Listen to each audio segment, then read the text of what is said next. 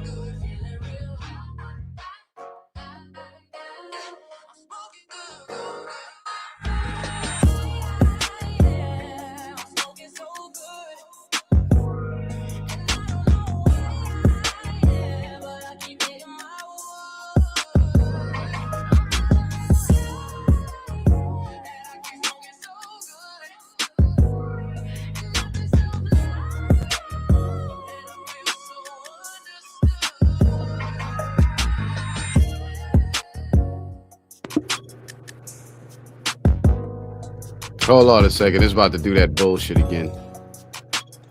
It's about to do that skippy bullshit again. Hold on. God, I hate when it does that. I'm still trying to figure that out. But you know what? I'm glad it happens in the beginning of the show and not in the middle of it, because it has happened in the middle, and that really sucked. All right, there we go. There we go.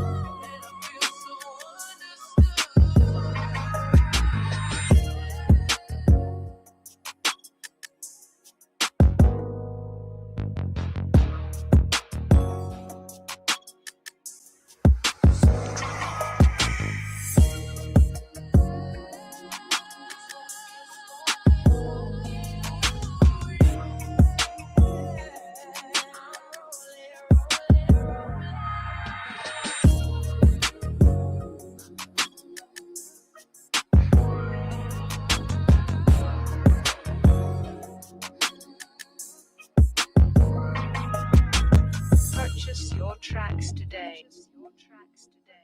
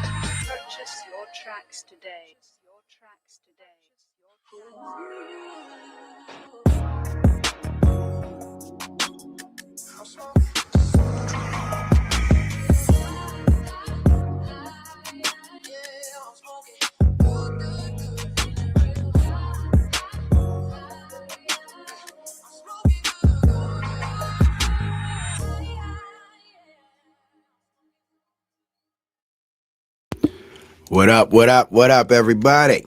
Welcome, welcome, welcome. It's an off night, it's an off time, but we're here. And I figured that I'm going to go live tonight and do a part one because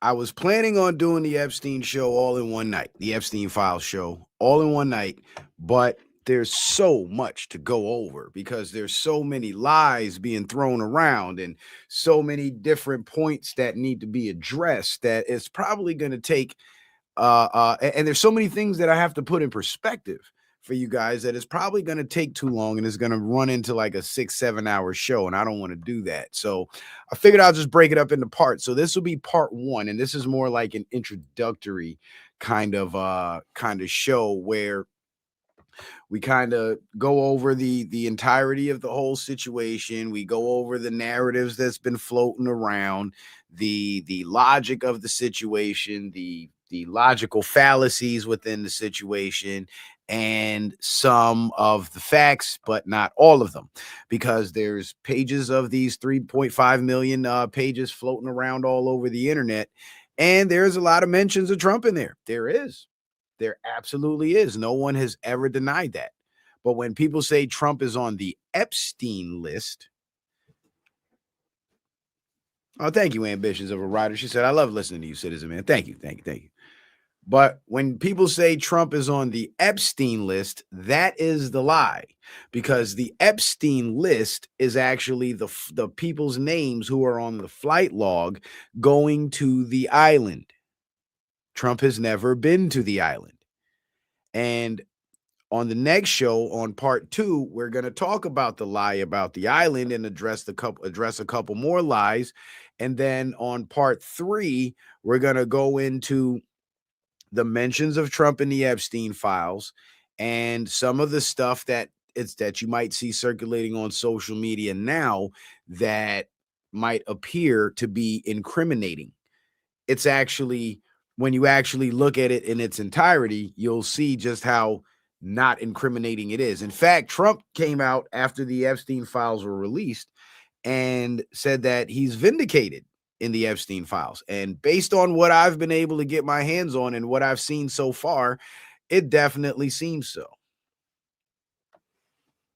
It definitely seems like it. Daniel shall I'm sorry. Danish Alert 504. I'm not sure how to pronounce that. You might have to help me with that.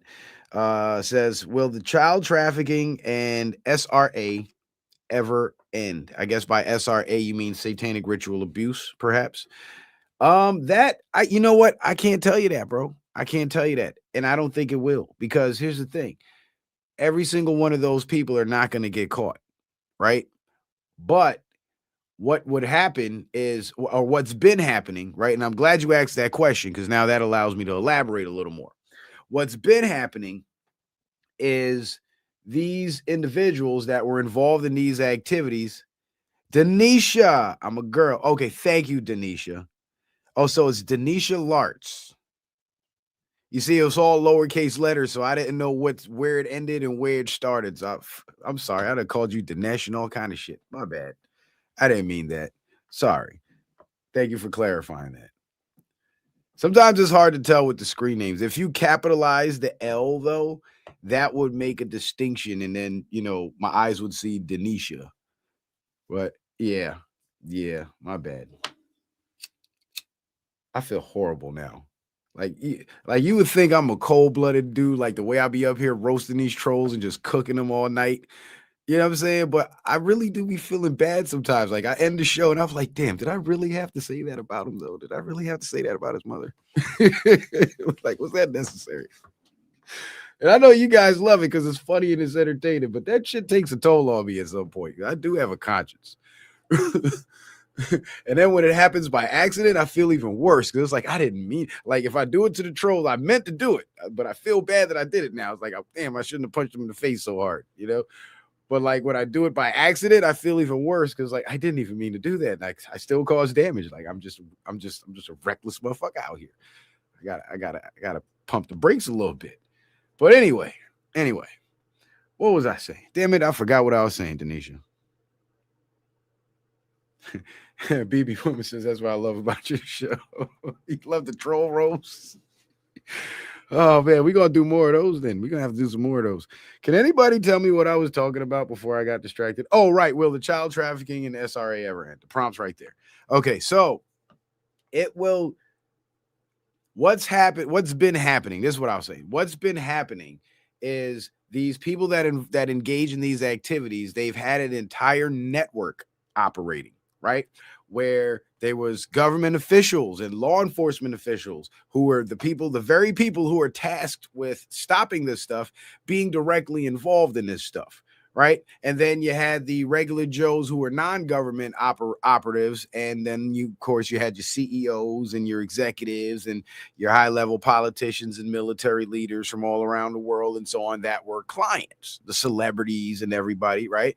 That were clients. So it was an entire network where you had the supply, the demand, you had security, logistics, they had spots to do all their shit at.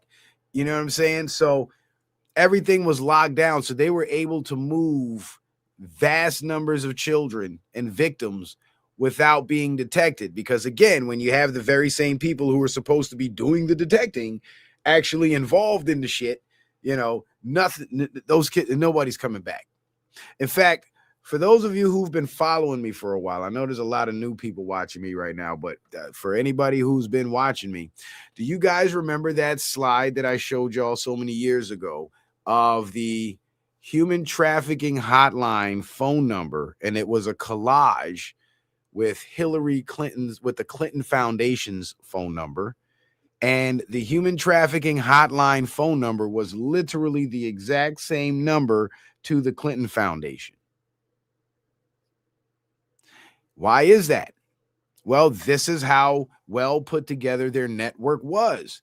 The human trafficking hotline is for when kidnapped kids or kidnapped individuals make contact with law enforcement and get rescued. Let's say a kid gets kidnapped in the U.S., gets taken down to Mexico, he escapes and goes to the federales, and the federales are on the case now because they just rescued this. They just, took custody of this kidnapped kid, and now they got to get him back home. So what they would do is they would contact the human trafficking hotline. And the human trafficking hotline is supposed to take all the information, go through all the missing persons report, this kid, where he's from, what city, what state, whatever, the dates he went missing, his age, verify his identity, then contact the family, and then have the family members come get the kid. That's usually how it's supposed to work. But when it comes to, and the human trafficking hotline phone number was for Latin America. It wasn't for the entire network. It was just for the Latin America area, Central America. It was the Spanish line. And so what they would do is when these kidnapped kids would escape, go to the local authorities would actually be calling the Clinton Foundation, thinking they're calling the human trafficking hotline. And then adults would show up to pick up this kid, but they won't be family members. So they literally had their network so airtight that even when the kids would escape, they would get them back. And this is why we've been having such large numbers of kids. I think it was like 800,000 kids a year go missing and are never found in the United States. And it was so diabolical that they would snatch the kids in one country and then they would go traffic them in another country. And that made it even more foolproof, because what would happen was, if a kid goes missing in Omaha, Nebraska, all the missing child alerts are only going to make it as far as the continental United States. Nobody's going to think to look for this kid in a foreign country. So what happens is when they take the kid to this foreign country, that kid is now viewed in that society as the child of that individual in the custody of that adult. That adult is now that child's guardian, and nobody's going to say nothing because nobody knows the kid's been kidnapped.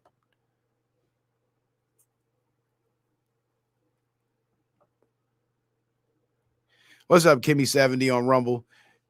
Says, good evening, Citizen Man. When I tell people this, they think I'm absolutely nuts. And Kimmy7, that's part of the cover-up. That's part of how they cover their ass. And I was explaining this. It's funny you said that because I was explaining this on a past show. I think it was like it might have been 2 or 3 shows ago. And I said these elites have been engaging in such levels of evil that it's so over the top that the average normie can't wrap their head around it and even begin to believe that these people are even capable of doing this because it's so over the top. You know what I'm saying? It's so diabolical and evil. It's like no human would ever engage in this type of shit. Oh, but they do. And Jeffrey Epstein, where Jeffrey Epstein fits into the whole network, was he was basically a host for these events because Jeffrey Epstein made his money doing real estate, investing in real estate. So he owned a lot of mansions. He owned an island. He owned hotels. You know, he was getting money. He was in the game. Trump was in the game. So they were kind of on the same level. Trump might have had a little bit more money than him in the real estate game, but Jeffrey Epstein was doing the other shit on the side. And that's how he became a billionaire. But nevertheless, where Jeffrey Epstein fits into all this is he would provide the venues for the activity. So he knew everybody that was involved. He knew the people that were bringing the kids and where the kids were coming from. He knew the people that were coming to buy the kids and where they were coming from. And the way, if you guys ever seen that movie Sound of Freedom, there's one part in the movie where damn it, I forgot the guy's name, but the federal agent that was hunting down these missing kids, they set up a sting operation by creating a private club. And for their club membership, they would charge $100,000. So only the big ballers who had that kind of money could be members of that club. So they essentially price everybody out. And the club was basically a private brothel where you pay that money, you get to come there, you drink, you party, and all the girls are underage. Because that was for those types of dudes that were into that shit. And they did that because they set up the venue because they got word through intel that there was a shipment of girls coming to that area, to that island or that town or wherever they were, and they were going to be for sale. So the federal agent decided to set it up where they solicited the person transporting the kids to come to their quote unquote club that was the sting operation. And when the people showed up to purchase the girls, everybody would go to jail. That's the way it works. And then it comes to find out that Disney, the company Disney, actually has a 100 club, which is described as a private club, just like it was mentioned in Sound of Freedom. And guess what the membership fee is? $100,000. And if you know anything about Disney and you're putting 2 and 2 together in your mind, you know where I'm going with this. But let's get back to Epstein. So Epstein was the provider of the venues, so he knew who the sellers were and he knew who the buyers were. And he had all the tapes because he was the one that owned the venues, so he was able to rig the place with hidden cameras so he can catch everybody. Just like how P. Diddy did, just like how Puff did in his mansions, how he would have the parties at his house and everybody would be on camera doing all kind of weird shit. Now he owns everybody because nobody wants that shit to get out. The Mickey Mouse Club. Thank you, Midwest LB. I knew somebody would have known that shit. Thank you, Midwest. Man, I love having a smart audience because when I fall short on information, somebody in there's got it. That's awesome, man. You keep them swords swinging. But anyway, the Mickey Mouse Club, right? That's what it is. I think in the Sound of Freedom they call their club the 100 Club. I'm not sure, but there is such a thing as the 100 Club, which is described as a private club. I guess it's not the Disney Club in particularly. It might be a different group. But it's described as a private club and the membership costs $100,000. So anyway, Epstein was a real estate guy. He had the venues. This is how he ended up getting the island. And he worked for the Israeli Mossad. And he was the one that was involved with the political figures. You see, people like Diddy and other guys, they would party with the celebrities. See, Epstein wasn't the only one. There were others, and there were others that were also unnamed. But I got some good news about, previous operations that took place where they were mass arrests. Club 33, says Armalith. Is that another club or is that the Disney Club? Because I think Midwest B might be right. That is the Mickey Mouse Club. But anyway, that's, oh, Club 33. Oh, so it's another Disney club. So they have several clubs. Well, that would make sense. That would make sense. Different clubs for different vices, right? But nevertheless, so Epstein being basically a middleman between the politicians and the child traffickers, he himself would host these events and have these wealthy people come pay a large fee and do what they do to the kids. And when he got the island with the backing of the Israeli Mossad, plus the money that he made, when he was able to acquire the island, he basically moved his operation from U.S. soil, where it really wasn't safe, to his own private island where he was safe. Because imagine if you kidnap kids in America and you take them to a different country with an established government, the odds of them being found or discovered to be missing, slim to none. But if you have your own private island and you take them to your private island where you're the government, they'll never be found. And it's your island, so you get to say who goes there and who doesn't.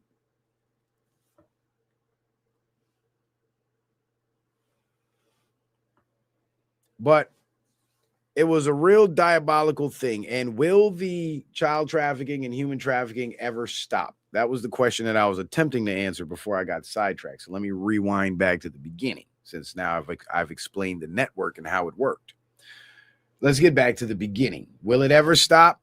I think on the industrial scale that it's been going on at, that I just described, it definitely will be stopped. But as far as the small little groups here and there within their communities that traffic their own kids, because there's those people out there too, I don't think that will ever stop. And that will be a fight that the local law enforcement in those areas would have to deal with continuously.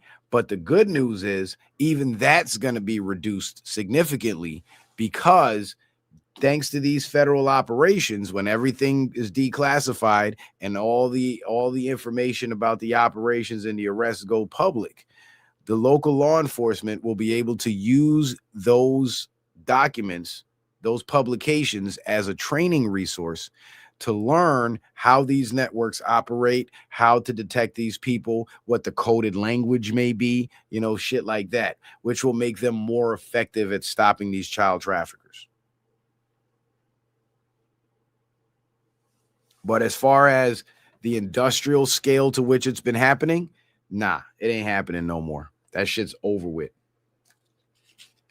It is over with. And other countries around the world have been doing the same thing. I got, I think, 3 or 4 streams about the Russia-Ukraine thing. If you go to my Rumble page and you go all the way back to February, March, like late winter, early spring of 2022, because Russia invaded Ukraine on February 22nd, 2022.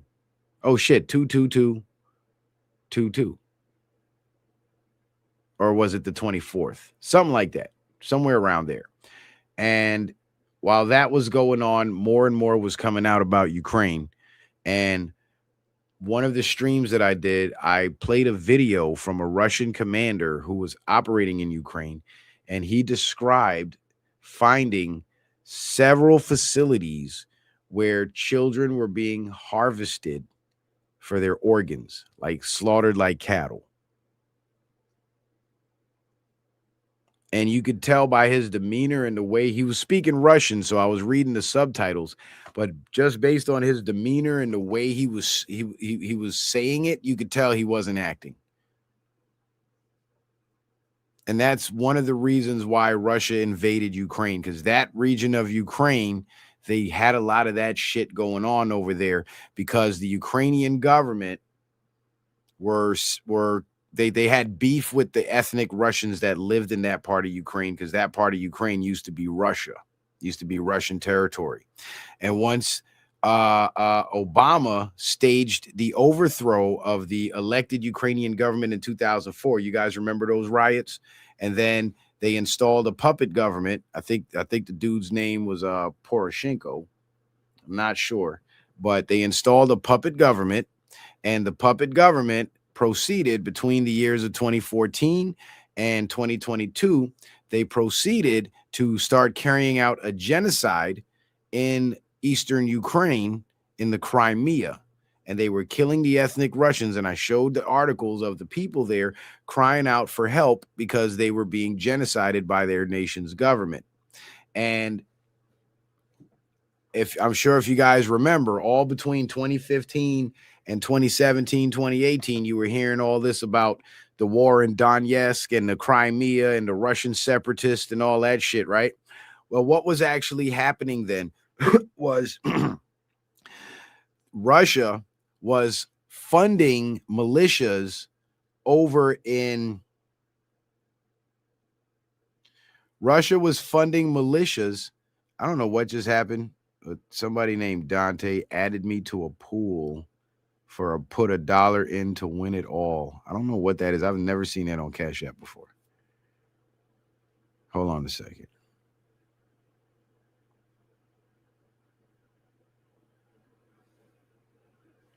Okay, I guess I'll put $1 in.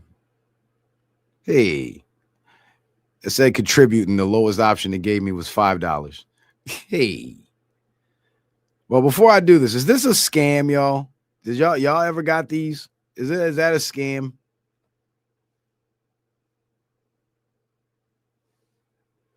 But anyway, let me get back to it. So the Russian separatists were actually ethnic Russian militias that were fighting against the Nazis, because they were Nazis that Obama put in charge of Ukraine, by the way. And there's pictures of them with the symbols, with the flags and all that. So while they were genociding the people, Putin was funding militias in eastern Ukraine to fight back. And the fake news was over here reporting that these people in Ukraine were Russians, they were Russian separatists, and they were fighting against the Ukrainian government because they wanted to be an independent nation, when in reality, they were defending themselves against the genocide from the Ukrainian government. And the Russian funding was enough to hold off the Ukrainian military and stop them from executing the people. But in the territories that they did take, they started setting up these organ mills where the kids that were being trafficked through Europe, that part of Ukraine would be their final destination where they go to get harvested. And there were a whole bunch of those facilities out there, and there were a whole bunch of bioweapons labs connected to these, attached to these facilities, where they were cooking up all these vaccines. That's how they cooked up 30 billion doses of the COVID vaccine before 2020, because they had been cooking it up in several labs all across the world. We only ever heard about the ones in China, but there were some in Ukraine, there were some in Australia, there were some in Europe, there were some in Canada. But anyway, that's beside the point. So when the Russians finally invaded Ukraine in 2022, this was part of why Trump had to let Biden win the election and take the presidency, because Putin knew and Trump knew that Biden wasn't going to use our military to go to war with Putin, and Putin was going to have carte blanche. And that's when he sent in the full force of the military, of the Russian military, to overrun that shit and put the strain on what's his name, that gay dude, the president, Zelensky. So all that was part of the human trafficking operations too. And with that all being, because I'm sorry, I'm getting ahead of myself. I explain that to explain, I say that to say this: these anti-human trafficking and child trafficking operations against this entire industry that the elites run and participate in, what had been systematically being dismantled since Trump took office in 2015. All the nations of the world, except for a few, had their governments go active and start taking down these networks. Because before Trump, when the deep state was in charge of the presidency and in charge of the military and the intelligence and the Department of Defense and so on, these other nations were under threat. They had to allow this shit to go on. So they could not bust certain people. But once Trump took office, he gave him the green light to go ahead and do it. Then you started seeing all these articles. I covered a lot of this back in 2019 and 2020. You started seeing a lot of these articles of 300 children rescued in this country, pedophile network taken down over here, online pedophile ring taken down over there, from country to country to country to country.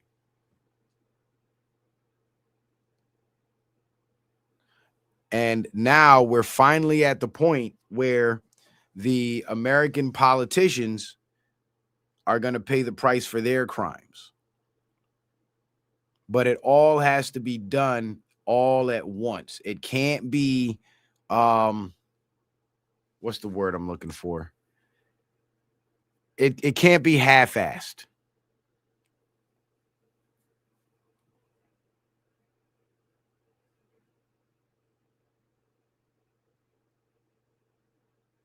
Yeah, I think that pool thing is a scam. I just left that shit. Because I looked at all the other names, and all the other names are like similar to mine. Like if you trace my name in alphabetical order to similar names, that's what it was. So it's like this person just went down a whole list and was sending it out to everybody. Yeah, fuck that. Shit's a scam. It's not legit, and it definitely ain't nobody I know. So anyway, so the industrial scale child trafficking is being dismantled, and now the perpetrators at the very top, the last wave of them, are going to be removed. Now, between 2017 and 2019, we did have a round of arrests where a lot of these individuals were taken into custody and hauled off to Guantanamo Bay to face a military tribunal. And a lot of these people were a few politicians, a lot of celebrities that you don't hear from no more, and others that look different. And the media has kind of been throwing hints about these people being replaced. And the reason why they were replaced was because once that person, that celebrity, has been arrested and taken into military custody, pretty much black bag put over their head and hauled off to a black site, they have to keep that persona alive in the eyes of the public as to not raise the alarm to the other people who are connected to these individuals. Because imagine if I was committing crimes of humanity with this celebrity, and then I'm watching the news one day and I see the military hauling this motherfucker off. You think I'm going to stick around? I will disappear because I know what's coming next. I know who they're coming for next. So in order to keep the players playing and keep the operations going, they keep these guys avatars, is what I would call it, in circulation. This is why Jay-Z looks so different. He ain't as tall as he used to be. He smiles a whole lot more. He wears a mop on his head. This is why Beyonce looked like somebody auntie. This is why Joe Biden looks so different. Because these people have been removed and replaced, but they were replaced because they had to keep the networks going so the lower levels of the networks can be exposed, right? So the remaining people that are still in place, some of them are the actual person, some of them are replacements. Ilhan Omar, that's a replacement. That's not the real Ilhan Omar. But in the public eye, it's going to be broadcast that way because that's the way it's supposed to play out. So when Q says you were watching a movie, that's what they mean. Certain individuals that you thought were dead are alive, and certain individuals you thought were alive were dead. There's a whole video of Michael Jackson hopping out the ambulance that they rolled his body in when he allegedly died in 2009. Kobe Bryant was not on that helicopter.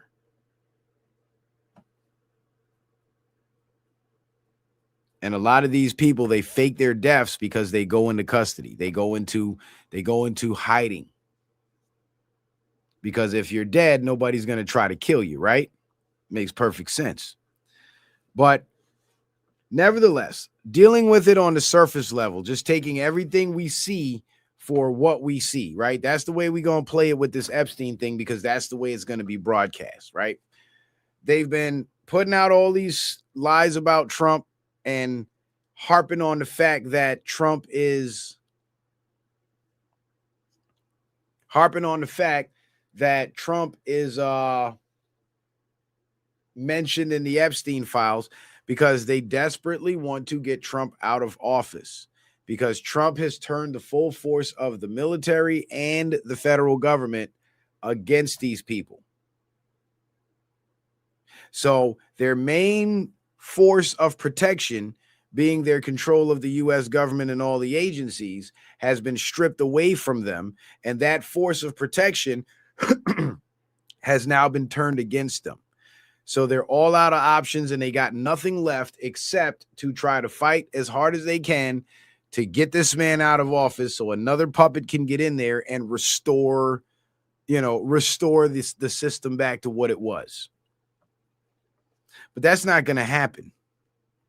And the reason why that's not going to happen is because the Trump administration and the military, they know every move that these people are going to make before they make it. And there was a Q post that mentioned that we cannot just go arresting people until, certain things are carried out. And one of those things was kill off the chain of command to prevent top-down communication. Now, when you think about the chain of command in terms of the military, the purpose of that top-down communication is for orders, for giving orders, right? But if the top of the chain of command is killed off and the middle part of the chain and then the lower part of the chain being you is still in operation, then guess what? If that middle part of the chain doesn't get any different orders to change strategy, they're going to move forward with the original orders because they haven't gotten orders from the top to change anything. And thus the people on the bottom are going to do exactly what the middle level tells them, what middle management tells them. But to take it a step further, if you kill off the top of the chain of command and you put in replacement figures to give the general public, even including middle management, the impression that they're still around and they haven't been arrested and they're free as a bird, middle management is going to continue pushing forward with the same orders without even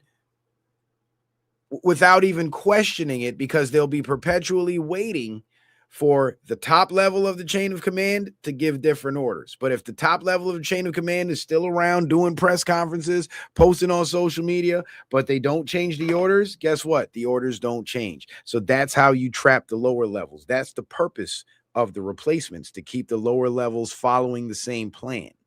One of the things Hillary Clinton said when Donald Trump won the 2016 election was, he knows everything.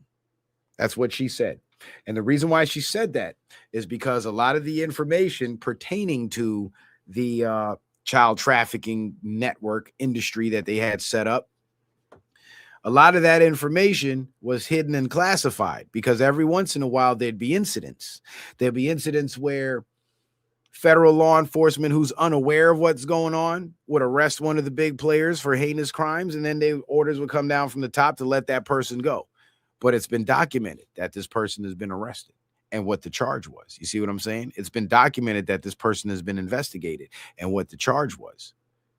And in a lot of those documents, there's also documentation of the original investigators who were actually investigating turning up dead or missing.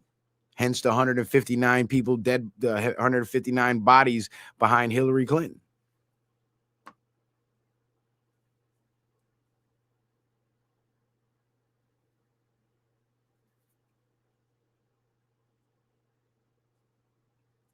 And so with Trump knowing all of that and having access to all these classified documents that they've been hiding from the public and from everybody, Trump now knows their entire plan. But he's going to get on TV and act like he doesn't know what they're going to do next. He's going to get on TV and act like he's surprised at what they're doing. Meanwhile, everything that they're doing, within minutes, he's got a counter move for it. And he knew that they were going to start hammering him about the Epstein files once he got elected, because before he got elected, he was harping on releasing the Epstein files. And he threw himself on the sword a little bit by allowing the delays with the release of the Epstein files to start to get people squirming. It's like you ever listen to a beat and the intro to the beat, like the buildup is too long and you're waiting for the beat to drop, but it's taking mad long and you start to get this anxiety. That's kind of what he did with the Epstein files. And the Democrats started freaking out about the Epstein files because they saw it as a way to smear Trump and say, yeah, Trump is in the files. Trump is on the Epstein list. That's why he won't release it and this and that. But what Trump did that was genius about that, because we all knew the Democrats were going to say that and make themselves look stupid because they had the Epstein files for 4 years under Biden. But nevertheless, he knew the Democrats were going to say that, but he also knew that they were traitorous Republicans in his midst that were just waiting for the opportunity to turn against him. And he put enough pressure on to where they started saying it. And that's why Marjorie Taylor Greene had to get her ass up out of Congress, because she broke rank and she fell for it. This is why Q said, trust the plan, because there's times when Donald Trump is going to have to do shit that's going to look questionable. And it's going to make you wonder whose side is he really on. But when it's all said and done and it's all played out, you'll see the purpose. Like Operation Warp Speed. I did a short video about the purpose of Operation Warp Speed, and I broke it down quite eloquently, and I did a whole live stream about it too. But this is why when Trump was delaying with the release of the Epstein files, trusting the plan was so important. And now look, 3.5 million pages just got released. Mind you, while all this was going on and they were accusing Trump of being in the Epstein files, Trump actually signed into law the Transparency Act. Remember?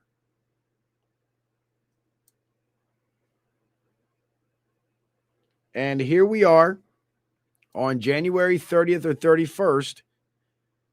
3.5 million pages of the Epstein files have been released. And this is a Q post from January 31st, 2020. So we are on a 6-year delta with this. What happens when people learn the truth? What happens when people wake up? They will not be able to walk down the street. The Great Awakening.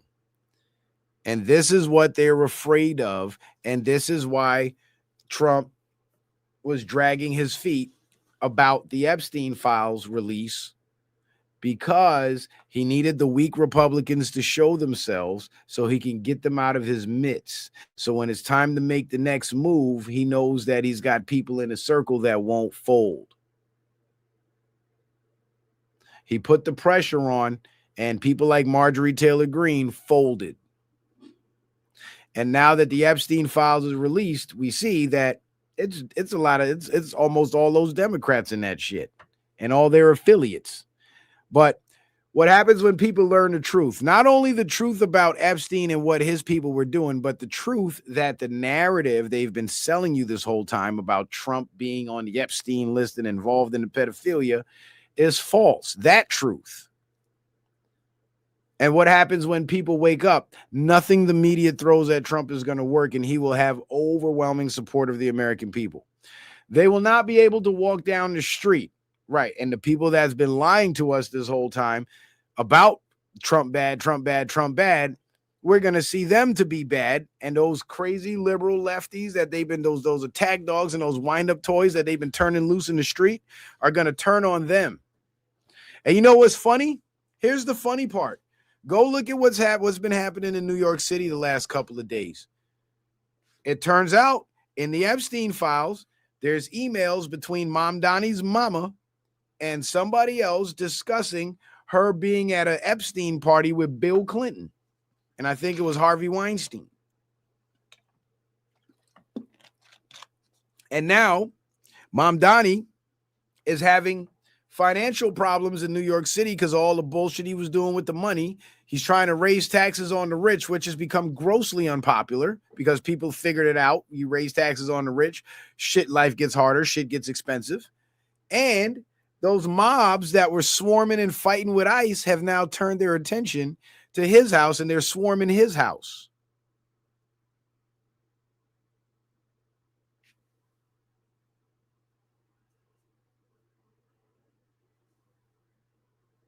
Yeah, the military is going to come in for that election fraud, and Georgia is the start of it, Barnes. Georgia is the start of it. But That's what's going to happen when the people wake up, when they really wake up. Because the biggest point that's keeping those people asleep, the biggest weapon tool that the media has been using to keep those people asleep is the Trump bad narrative, Trump down with Epstein narrative.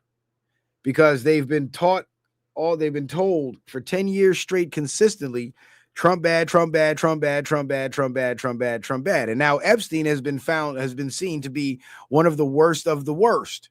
So if they can now pin Trump with Epstein, that validates the Trump bad propaganda that's been programmed into these people's minds.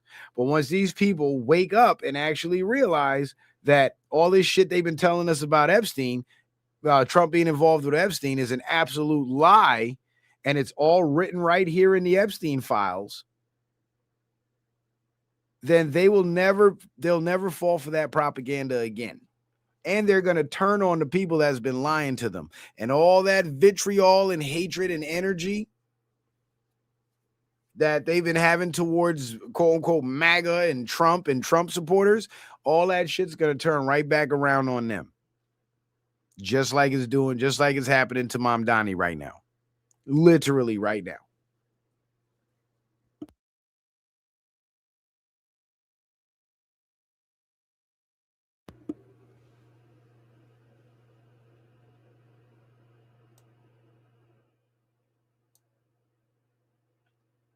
Michael W says the whole government soup drama. Not sure what you're getting at there, brother. You might want to clarify a bit. I'm willing to listen. So this is the Department of Justice's report that, of course, we're going to have to read this first. Department of Justice publishes 3.5 million responsive pages in compliance with the Epstein Files Transparency Act. Okay? And guess how the Epstein Files Transparency Act became law? Congress passed it and Trump signed it. So if Trump was in the Epstein files and he was really as guilty as everybody tries to make him out to be, why would he even sign this law? He could have vetoed it. All the Democrats voted against it 100%.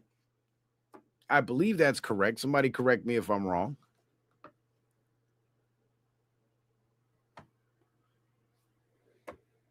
Or maybe they voted for it. After all, around that time when the law passed, they were crying about it so much that, legislation comes up, they better sign that shit if they mean what they say.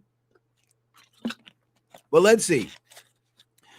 The Department of Justice today published over 3 million additional pages to the responsive. Okay, so this is January 30th. Published over 300 additional pages responsive to the Epstein Files Transparency Act, which was signed into law by President Trump on November 19th, 2025. So Trump signed the law. More than 2,000 videos and 180,000 images are included in today's additional publication. Combined with prior releases, this makes the total production nearly 3.5 million pages released in compliance with the act. So there you have it. Trump signed the law. Everything is released now. The files were collected from 5 primary sources, including the Florida and New York cases against Epstein, the New York case against Maxwell, the New York cases investigating Epstein's death, the Florida case investigating a former butler of Epstein, multiple FBI investigations, and the Office of Inspector General investigation into Epstein's death. The department erred on the side of over-collecting materials, and any materials not produced fall within one of the following categories: duplicate documents between Southern District of New York and Southern District of Florida investigations, withheld under privilege, deliberative process privilege, attorney-client privilege, withheld based upon exceptions under the Act, depictions of violence, items that are not part of the case file for Epstein or Maxwell and were completely unrelated to these cases. More than 500 attorneys and reviewers from the department contribute to this effort. In addition, the United States Attorney's Office for the Southern District of New York, USAO SDNY, employed an additional review protocol to ensure compliance with the court order requiring United States Attorney Jay Clayton to certify that no victim identifying information would be produced unredacted as part of the public production.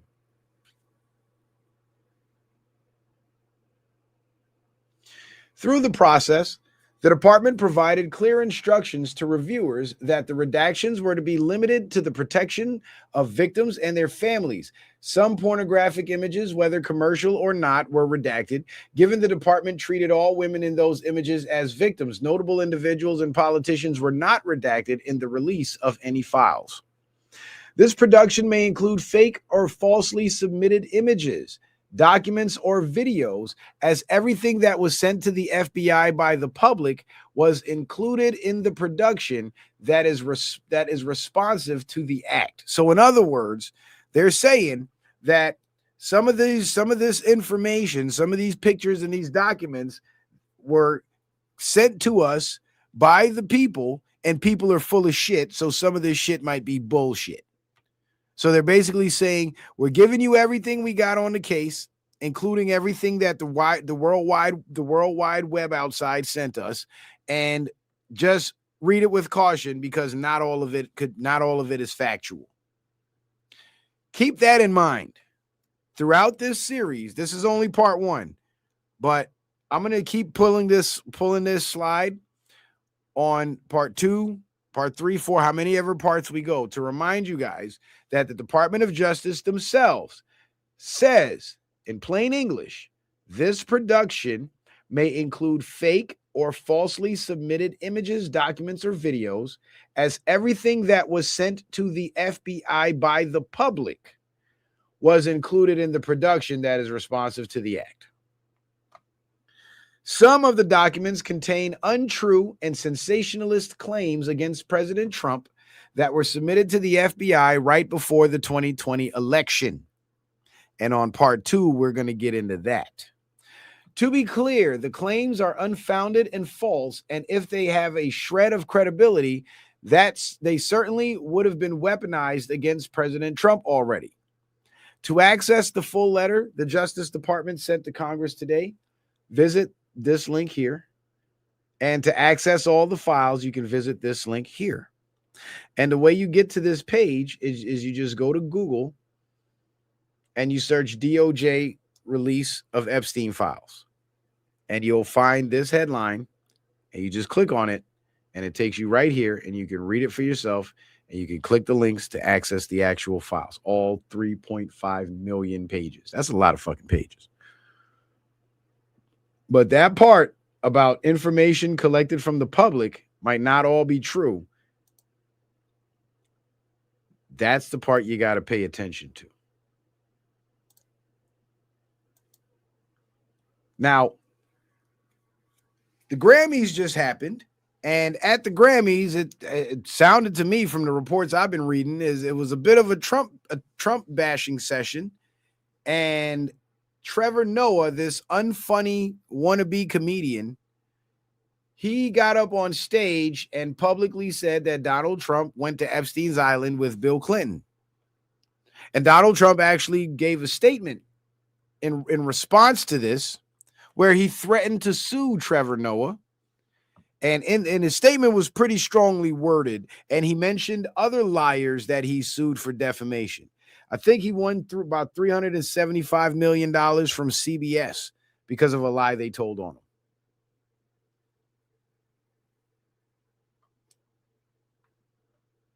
So if Trump says he's going to sue your ass, you better say sorry or prepare to have your pockets ran through.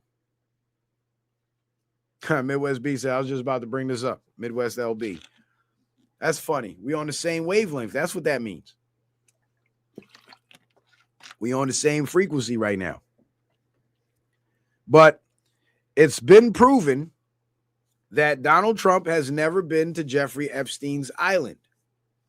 And I have some factual information about that I'm going to share with you guys in part 2. I'm sorry to do it to you like this and give you these cliffhangers and leave you hanging, but there's a lot to unpack here. We've been going for a whole hour and there's a whole lot to unpack. But the receipts are coming. All right, so just stay tuned in. That's all I need you to do. Now, this guy tweeted, everyone finally realizing how bad Epstein really is. Remember when they told you that a cult of satanic pedophiles ruling the world was just a QAnon Pizzagate conspiracy theory? Not so crazy now, is it? It was always real.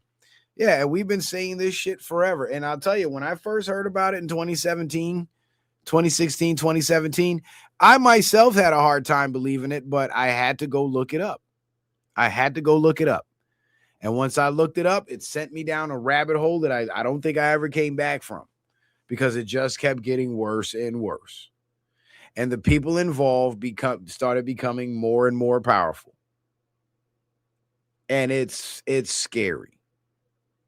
You ever notice with those, you ever seen those court cases that people be outraged about when there's like an individual that full on grapes a child or grapes and murders a child, and the judge, they would get convicted of the crime and the judge would send them home with like 3 months of probation? You guys recall seeing ridiculous cases like that? Put a 1 in the chat if you guys are familiar with that happening. In fact, the Supreme Court justice that Joe Biden appointed to the Supreme Court, Ketanji Brown Jackson, she was actually known to be one of those judges to let pedophiles off the hook. Like give them a slap on the wrist, extremely light sentences. Midwest B knows about it. Who else knows about it? Ambitions of a Rider knows about it. Caramel Thomas knows about it. I'm sure a lot of you do know about it because y'all been up on it. Well, in case you were wondering why that happens, let me explain to you why they do that. Because a lot of times that judge themselves is either a pedophile or they have access to other pedophiles that are willing to pay big money for victims. So the way the judge participates and middlemans this trade is when a defendant comes before him for these specific crimes that are right in line with his own personal sexual perversions, he'll give him a slap on the wrist, send him home. Then a few days after that perpetrator gets home, like if he's known to kidnap kids and shit, somebody will show up at his door one day or just bump into him or meet him, approach him in public and offer him a large sum of money to snatch a kid and turn the kid over to that individual. And that individual would be somebody that works directly or indirectly for that judge.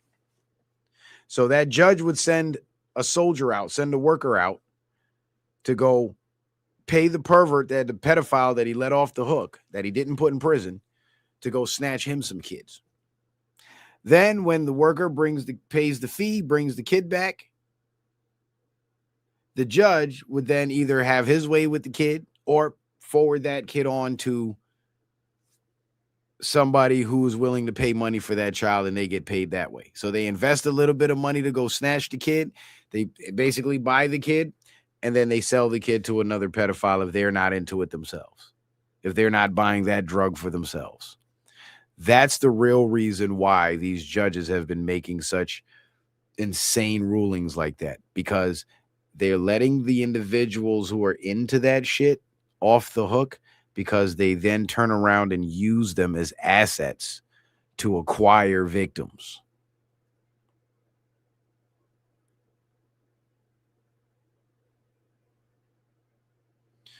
This is why in a lot of those cases where you see complete strangers going to jail and getting arrested for snatching kids off the street, it's 9 out of 10 times, it's always a convicted sex offender who has such a long rap sheet that it's a head scratcher why he was even on the street in the first place and not in prison for some shit he did in the past. That's why that happens. And most people don't know this. Most people don't understand it. We just sit back and we see these judges do this stupid shit. And in our minds, we're just looking at it on the surface level. We're just thinking, well, this judge is reckless, or this judge must be paid off. They don't have the well-being of the general public in mind because they're releasing this dangerous person back on the street. But it's deeper than that. They see this person as an asset that they can use for their own purposes and for their own agenda.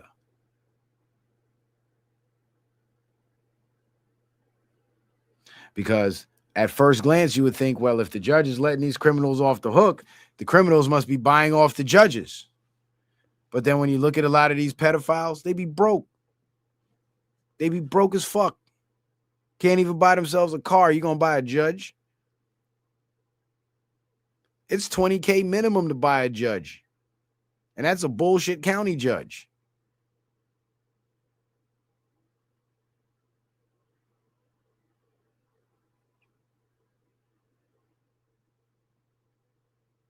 But they see this person as an asset. So they don't have to pay off the judge monetarily. In fact, the judge will pay them. They just got to provide the judge with what he needs. A lot of times they would use these assets to snatch the kids, and then the judge would show up late night. They would take the kid home, keep him in a dungeon, and then show up late night to one of their underground tunnel parties or one of their pervert yacht parties. And they go out on the ocean with the kid and they have their party and the judge gets paid. So everybody gets a turn, and then they do a ritual sacrifice, murder the kid and dump him in the ocean. That's why they were letting these perverts off the hook. That's why.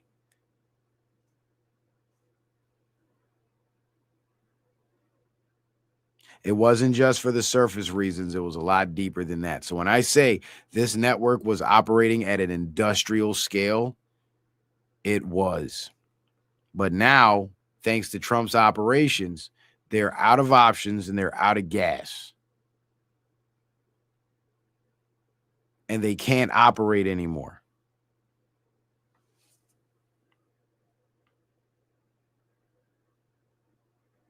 Do you know this is why Trump went after the South American drug traffickers so aggressively?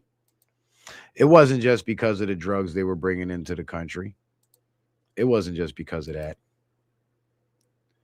Trump went after the drug pushers so aggressively because the routes that the drug traffickers use to bring the money, to smuggle the money out of America and smuggle the drugs into America, are the exact same routes that the child traffickers use to smuggle the children out of America and into America. So you go after the drugs, you're going to get the trafficking victims, and you're going to get the drugs at the same time. That's why he went after the drugs. And Operation Southcom was publicly announced in 2020 by General Mark Milley, who later then turned against Trump after he was fired. But General Mark Milley. But if you go to militarytimes.com and you read about Operation Southcom, what you'll learn is Operation Southcom was actually active 2 years prior to it being publicly announced. The Navy and the Coast Guard were running Operation Southcom since 2018. And this is where Trump got the intel from about building the wall. This is why he started to feel like the wall was necessary, because he started to learn the gravity of the situation down there and what was really going on. And once the wall was built, that would have deterred the foot traffic. Sure, they would have found other ways to get across. They would have dug tunnels and they would have did all this other shit. But as far as moving large numbers of kids in and out of the United States, that wall would have made it very difficult, because you see, the adults can climb the wall if they try hard enough, but the kids can't. And yeah, General Mark Milley, Millie. I think it's either IE or EY. Hold on, let me look it up. Because I'm thinking IE, but my brain keeps saying EY. General Mark. Yeah, it's EY. That's why my brain kept seeing EY, because it's Milley. But This is why when Biden opened up the border, there were so many kids going missing at the border, because part of the migrant caravan was not only to bring in the sleeper cells, smuggle in the drugs, and set up shop, but it was also to move kids in and out of the country.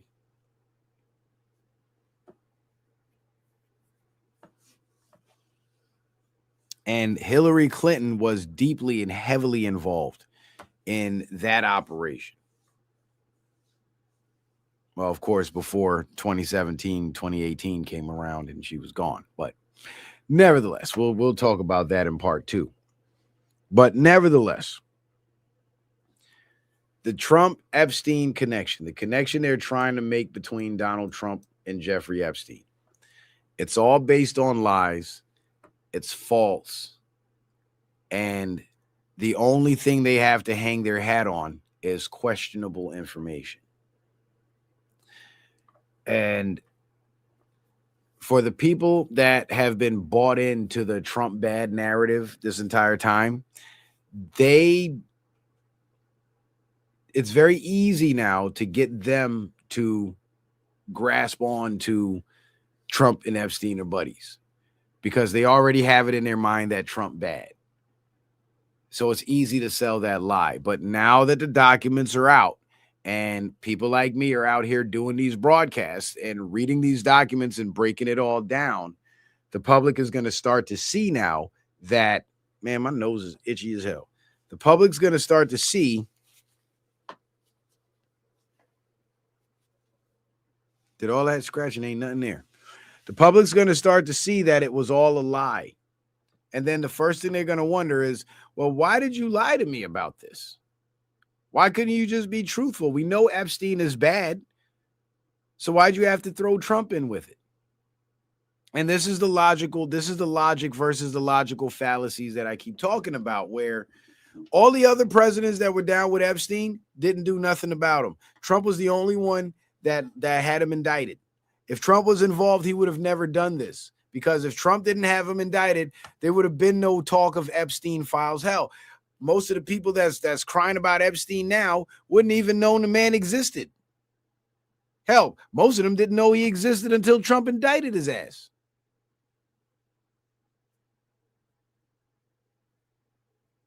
But they're going to sit there and act like they know for a fact that Donald Trump was down with Epstein. He wasn't. He wasn't. He never was. Trump had beef with Epstein. They were cool for a time, but as soon as Trump found out what type of time Epstein was on, Trump stopped rocking with him. He stopped dealing with him. He banned him from Mar-a-Lago and all of his other clubs.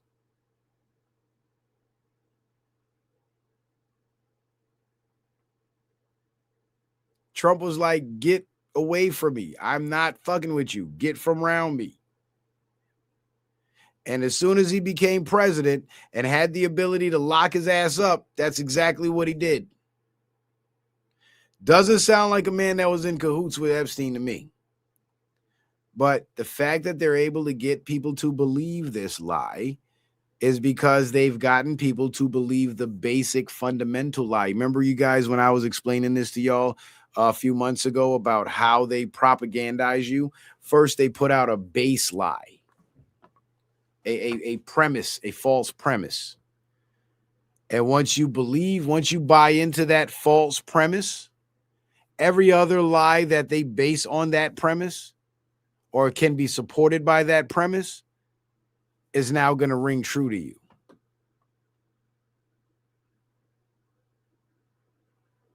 It's like this. Let's assume, and this is no offense to the Christians, it's just an example. Let's assume the whole notion of Jesus coming back and, the sky opening up and him descending down from heaven and all that. Let's assume that's not true. That's a lie.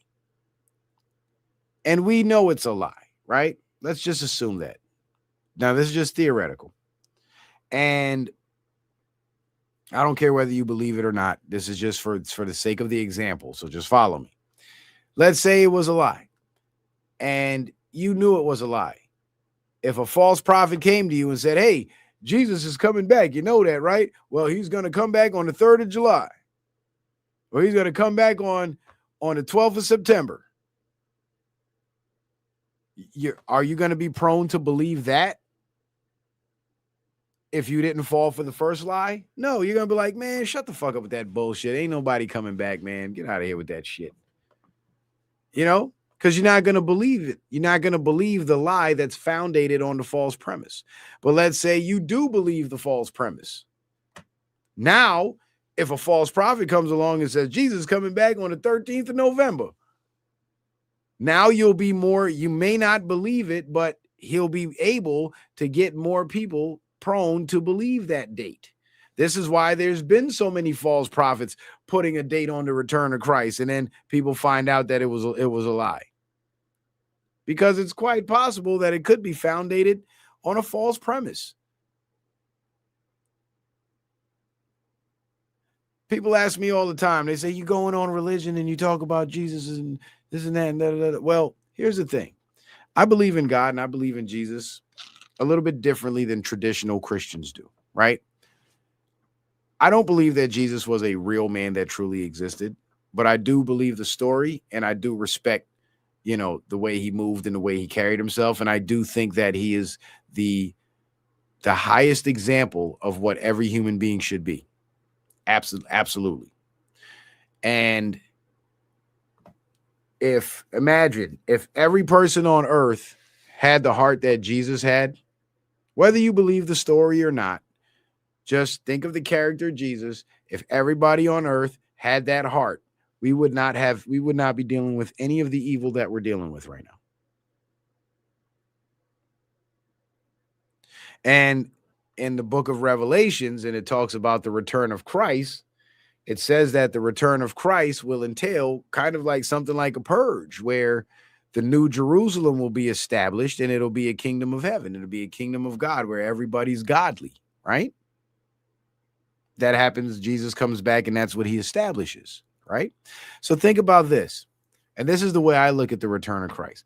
I believe that the return of Christ is actually it's a metaphorical story for the reawakening of our Christ consciousness, where that heart that Jesus displayed in the Bible would be the heart that would begin to that we would begin to be led by here on earth, which instantaneously evil would evaporate because people won't have a propensity or a capacity to do evil because they got the heart of Christ.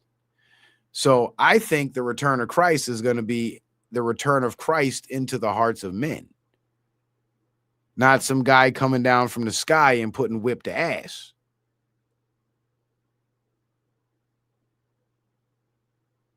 And honestly, I think on a spiritual level, that makes more sense because the only way we would have a new Jerusalem if there was a radical change in the hearts of people. I don't even know how I got on the subject. Oh, yes. Founded on the false premise. So because I have that belief and it's based on a true premise, the premise is if everybody had the heart of Christ, we wouldn't be dealing with the evil on earth that we're dealing with. That is absolutely true. Because Christ was the exemplification of goodness and righteousness. So that is true. That is not a false premise. So now if I sit here and I tell you, I think the return of Christ is going to be the return of Christ into the hearts of men, where they're going to start to live and act and move and operate like Christ, it's easier to be prone to believe that because the premise is true. So it's easier to see that as possibly being the truth because I don't have to foundate it on a false premise.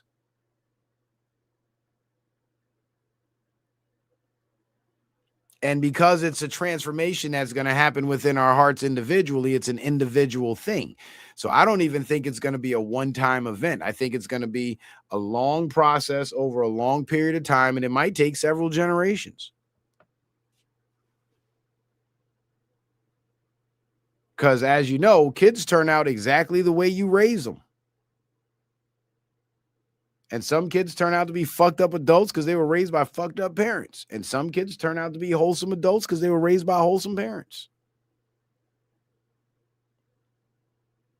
So if we raise our kids that way collectively and teach our kids to raise their kids that way collectively, after a couple of generations, we'll see that return of Christ. We'll see that New Jerusalem be established.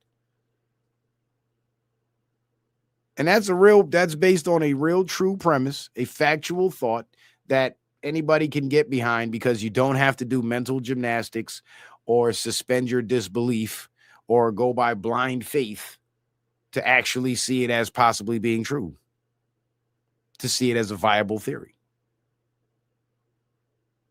But once you find yourself doing all the mental gymnastics and having to ignore doubts and having to convince yourself of something, you got to go back and examine the premise on which it's based on. And that will give you a better idea as to whether this is some bullshit or this is true. Here's another example. I'm a flat earther. I believe there's more evidence to support the fact that the cosmos out there is a lot different than what they tell us it is. Let's just say that. And because my foundational idea is that space is fake, right? When I see things like the moon landing,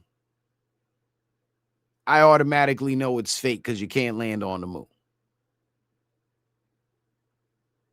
So for the people that believe in the globe Earth and in space, it's much easier now to get them to believe the lie of the moon landing.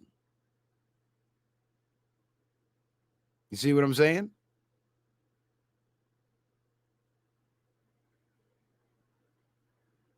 So because people believe that foundational lie of Trump bad, it's very easy now to get them to believe the added lies of Trump and Epstein was down together,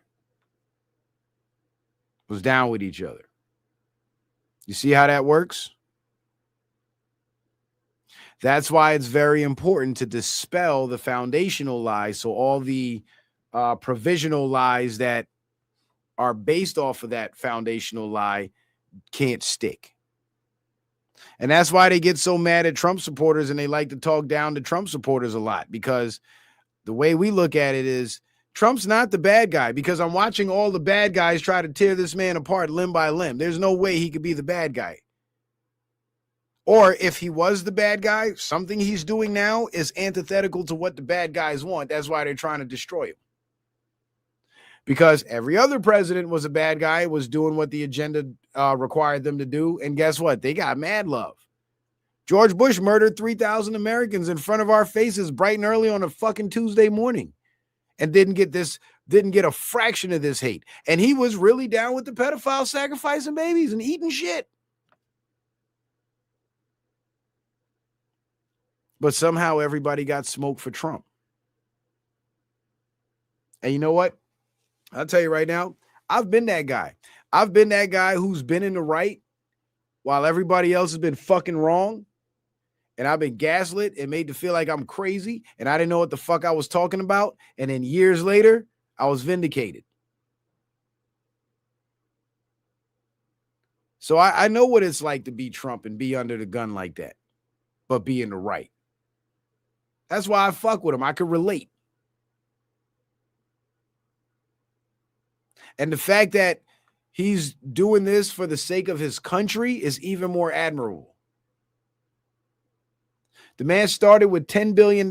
He could have went and chilled out on a yacht somewhere and just let everything just keep going the way that it's going. Let the people in control stay in control and not go to war with them.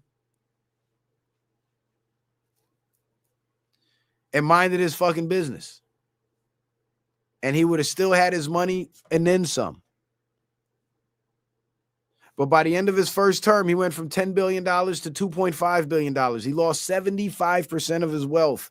And a large percentage of that went to paying for security, for his family. We're talking a 5 to 10 man detail for each family member or each family group, each man making at least $1,000 a day. You know how much fucking money that is?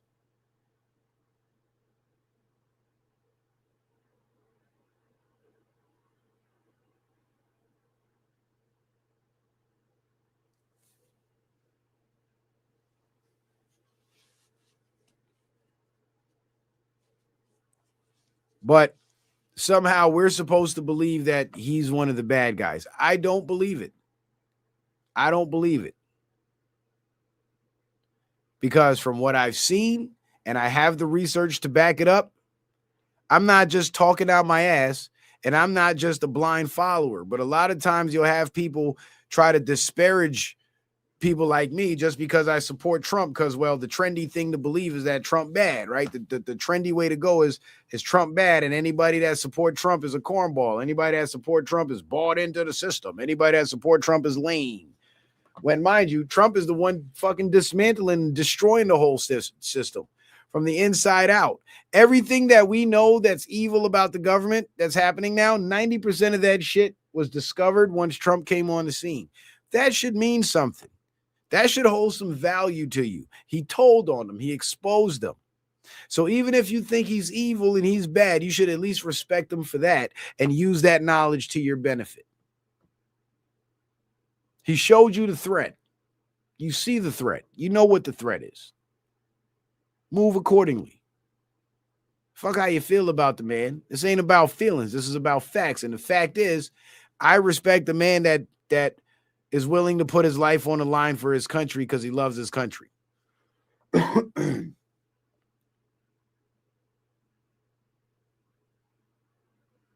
Because I love my country, but I don't know if I'd have the guts to take it as far as Trump took it. But what I can say is I respect his leadership, and I'll support him to the end. Because as much as people try to make it seem like he's flipped on us, he has not flipped the script. While he was out there on TV playing grab ass with Netanyahu, he was cutting back on military support to Israel. While he was out there playing grab ass with Netanyahu, he was selling F-35 fighters to Turkey while giving F-15s to Israel. While he was out there playing grab ass with Putin, with Netanyahu, he was in talks with the Ayatollah, making plans to go after those Israeli sleeper cells in Iran, just like they're going after those sleeper cells here in America. He's dismantling their entire program, but their program is based on blackmail, which they don't have anymore, because once Trump got the Epstein files, they couldn't use the Epstein files anymore because Trump had access to them, and he was able to blackmail them with the Epstein files. Have you noticed that the Democrats have been doing a lot of capitulation to Trump lately? They still put up a fight, but they don't fight so hard no more. Yeah. But now that the files has been released, he doesn't have that blackmail power anymore. But what he does have now is what? A plethora of other crimes that they can go down for. Like the fraud, the welfare fraud, the election fraud. So he don't need the blackmail no more to gain compliance. So he used the blackmail. It's like the Epstein files to Trump was like the Mario. You remember Mario when he get the star? And he like, dun, dun, dun, dun, dun, dun, dun, dun, dun, dun, dun. You be blinking all different colors, just running through shit. That's what Trump was doing with the Epstein files. That was his Mario star. And he was gaining full compliance from all these clowns and just running through their ass. And then while the star was wearing off, the ICE raids were kicking off, and they were mopping up these terror cells, and they were bombing the drug boats and taking those guys into custody, operating on land in Central America and capturing those guys and gathering intel over there and putting the entire plan together. Meanwhile, DOJ was soliciting voter records from these questionable so-called swing states. And they just executed an FBI raid at Fulton County. So now he's got the crime. So now that he's got the crimes in his hand, boom, that's the next start. And he's running through their asses. You see, that's how you got to play it. And once the blackmail element was basically used up, the next option for the deep state, not for Trump, but for the deep state to oppose Trump, would have been violence in the streets by way of the sleeper cells to frame Trump. And this takes us to the anti-ICE raid, the anti-ICE protests, where they were all out in the streets and they were definitely trying to get black people out in the streets too. Because remember, Trump bad, Trump racist. That's their narrative. And they've already exhausted the Trump bad narrative because he's deporting all the brown people, right? And the only people that ended up getting killed in this whole ICE debacle, in this ICE chaos, was what? 2 white people. So it's kind of hard to keep selling the Trump bad racist, the Trump racist narrative when the only people his goons are killing is white people. So we got to get them niggas in the street. So here comes the new Black Panties being led by this Puerto Rican dude. And here comes the Black Democrats. And here comes the black sellouts online talking about ICE bad. We need to oppose ICE. ICE pose a threat to us. ICE is our enemy. Selling you the bullshit. After preaching to you a month ago about how you're FBA and you should be proud of your American lineage because you're American. Well, that your Americanism is what protects you from ICE. And ICE won't lay a finger on you unless you go fucking with them. That's why of all the thousands of people that have been taken to the streets, only 2 got their asses shot off because they went fucking with them. It's that simple. But nevertheless, they're using kids as human shields, pissed off cat.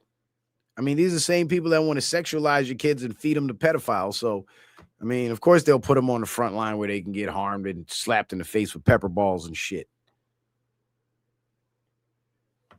Yeah. So after their attempt to get the black folks in the street failed, now thank you, pissed off cat, for mentioning that. Now they're bringing out the kids. Now they're putting kids out there. So now they want ICE to kill a kid.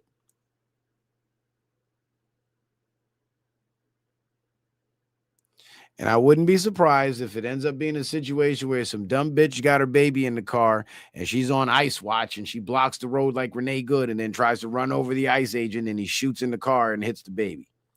They would love nothing more. Remember, these are the people that eat babies as a pastime. You've seen it in the Epstein files. Think they give a fuck if a baby gets shot or hit in the face with a flashbang? They want that shit to happen. That's an opportunity to them. That's not a tragedy. That's an opportunity. Remember what Rahm Emanuel said when he came in as Obama's first chief of staff? Never let a good crisis go to waste because it's an opportunity to do something that you never could do before. Yeah. Even if they have to kill kids, because they couldn't get enough black folks out there to get themselves killed. So now they're going to the kids. And their plan was to get the black people in the street, send out the sleeper cells dressed in military camos and have them open fire on the people and have the fake news report that ICE or Trump's military is doing it. And look, he's killing all the black people, y'all. He's killing all the black people. I told you he racist. We got to get him out of office. And then all the black people would be incensed and then the whole liberal media would join in and there'll be universal calls to get Trump out of office. And then there'll be impeachment proceedings and all kinds of bullshit. But that's the only card they got left. They've exhausted everything else, and then they're at the point now, even if it means killing one of their own people, their own kids, or the black people that are foolish enough to support them, they will fucking do it. They will most definitely do that shit. Hell, did we not see them profit immensely off of Black Death during 2020 in the Black Lives Matter riots? And that wasn't even about preserving their freedom and keeping them out of jail for criminality. That was about winning an election, being able to rig the election. That's all that was about. And they still had black men go out there and sacrifice themselves. And you know how they did it? They put the battery in their backs by lionizing these idiots that did stupid shit and got themselves shot by the police. Because the psychology of it is, if you have a suspect that's being taken into police custody and he gets violent with the police and the police have to shoot him, and everybody says the police is wrong for shooting him, then by de facto, what they're saying is what that individual did to get himself shot was acceptable.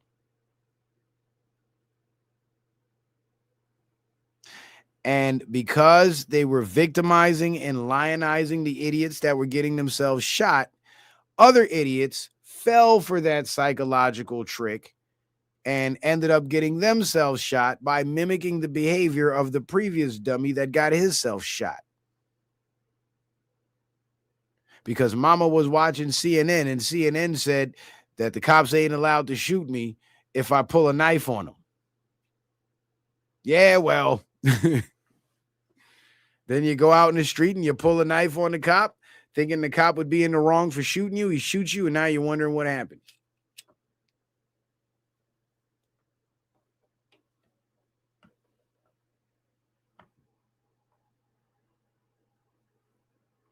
So they encouraged Black Death, and they used that Black Death to sell the racial narrative and get a whole bunch of coon-ass Democrats elected.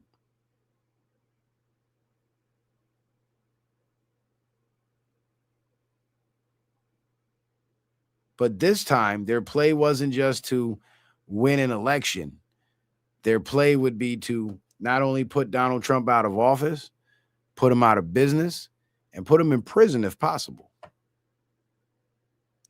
You guys, make sure y'all hit that like button. We got 69 likes and 91 watching. Hit that like button. Get them likes up. So, the Epstein files, lies versus truth, more to come. I hope you guys are following me with this overview. So basically, the foundational lie is Trump bad.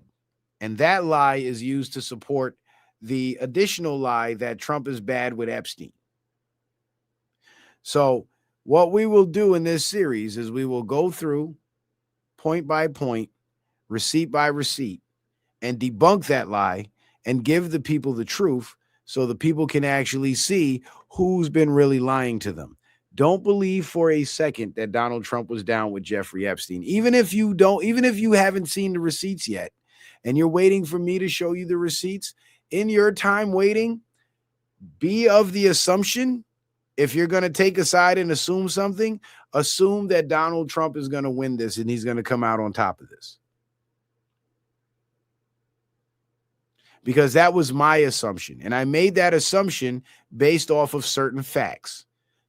Fact number one, Donald Trump had beef with Epstein damn near for the last 20, 30 years because he found out Epstein was a pervert. Fact number two, Donald Trump was the only president that actually went ahead to prosecute Epstein when all the other presidents that are confirmed, that have emails communicating back and forth with other pedophiles, were down with Epstein. They never indicted Epstein, but Trump did. That speaks volumes. And when it comes to the release of the Epstein files, yeah, it took a little longer than some of us were comfortable with, but Trump signed the Transparency Act and his administration complied with it. Those are not the actions of a guilty man. Those are not the actions of a man with something to hide, and those are not the actions of a man whose political career can be destroyed by that information. Thus, I enter into this discussion under the assumption that Trump was down with Epstein is a fucking lie, because everything else they gave us about Trump was just that, a fucking lie. The 34 felonies, fucking lie. The E. Jean Carroll case, fucking lie. The hush money to Stormy Daniels, fucking lie. Did you know that Michael Cohen, the lawyer that Trump had on retainer at the time, was the one that paid Stormy Daniels the $135,000 out of his bank account and then turned around and lied and said Trump told him to do it? So it's not even like, so they harped on the Stormy Daniels hush money thing so much, and they couldn't even produce documentation proving that the money that went to Stormy Daniels came from Trump, came out of Trump's pocket. It didn't. So somebody else paid this bitch and lied and said Trump told him to pay the bitch. And I say bitch because she's a porn star. That's what porn stars are. Don't take offense, ladies. If you're a lady, don't take offense. If the shoe don't fit, don't wear it. Okay?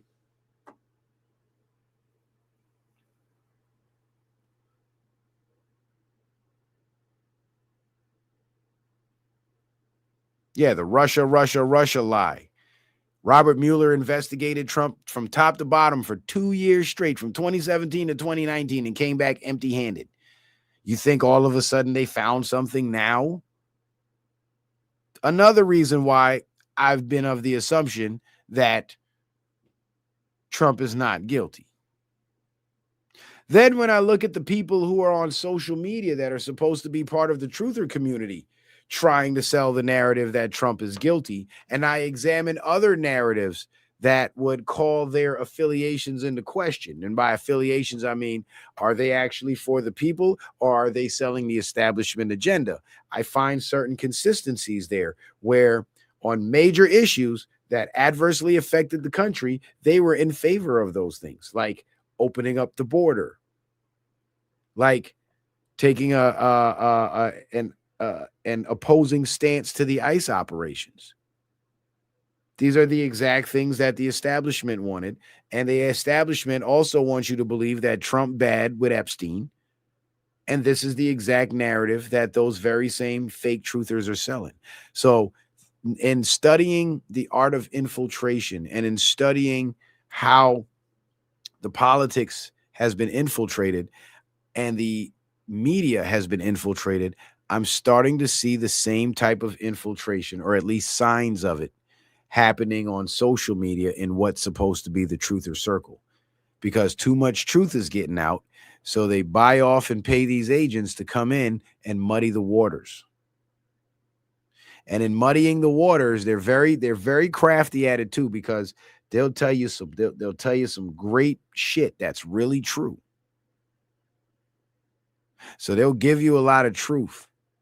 But when it comes down to the truth that can change the future of this nation, they sell you the establishment lie.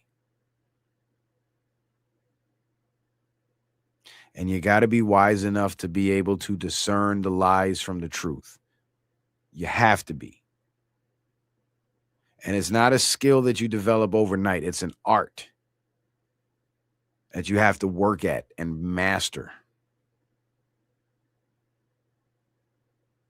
And you have to pay attention to what the mainstream is saying and what your enemies are saying. Because a great way that they push the narrative on social media in the truther community by way of their infiltrators is this. They know that their audience doesn't pay attention to mainstream media, because they laugh at and they make fun of people that pay attention to mainstream media, because they want you to be ignorant to what the mainstream media is saying. And this is very, very important for them, to their plan, to their scheme. Because if you're ignorant to what the mainstream media is saying, you don't watch the news, so you have no idea what they're saying on the news. When that motherfucker starts saying the exact same shit that they say on the news, you wouldn't know. You wouldn't be the wiser. That's how they play you.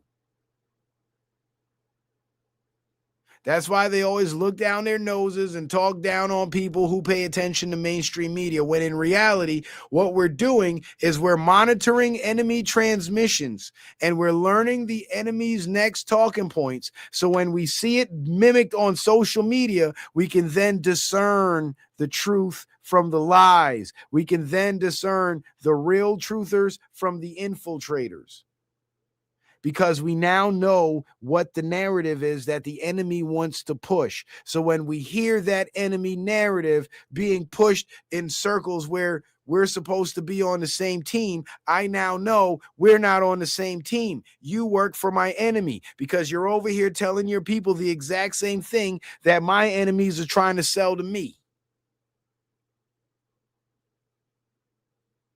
It's the Democrats and the deep state and the pedophiles and the fraudsters and the fake news. pushing Trump bad, ICE bad. Then you see motherfuckers on social media that are supposed to be truthers pushing the exact same fucking narrative. And you really got to scratch your head and wonder, like, are you really for the people?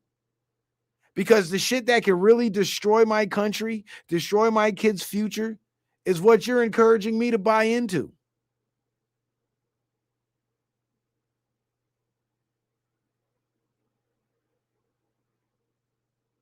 And another thing they all have in common, at some point in their YouTube career, when they made that shift, they became exceptionally financially successful. And then they get on here and preach to you about how bad rich people are, when they themselves are getting rich off selling you a fucking lie. So I guess in that sense, they ain't lying, because they started selling you a lie when they got rich, just for the sake of staying rich. Why do you think some people get censored off social media and other people don't? Because the ones that get censored are really telling you the real truth, and the ones that don't, they're pushing the agenda. No matter how much truth they tell you, when it comes down to those key issues, they're pushing the fucking agenda. And there ain't no way to look past that. There's no way to overlook that. You literally have to engage in cognitive dissonance at that point to believe that this person's true intentions is with what's best for the people. No, it's with what's best for them, because they know if they're making $20,000 a month off YouTube videos, the minute they start talking like Citizen Man, they're going to be barely making $20 a month off their YouTube videos. So guess what? I'm going to talk like CNN, so I can keep getting this money. They're bought and paid for. And then they're enslaved to the money, because when you take an average working man that doesn't have access, that most of his life didn't have access to excess funds, and was like most Americans, just barely scraping by, and now he comes into a lump sum of money and his life changes, he's going to buy a more expensive car. He's going to buy jewelry. He might go into debt because now he can leverage his debt because he's got financial assets to gain access to it. He's going to buy a bigger house. Now he's got a mortgage. He might have stunted on a few people that were bad to him in the past and shitted on him. So now he can't dare fall off. So now he becomes enslaved to that lifestyle. So now he's got to push the narrative to keep that money coming.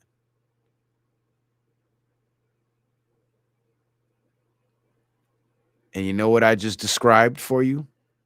There's a word for that. It's called a sellout.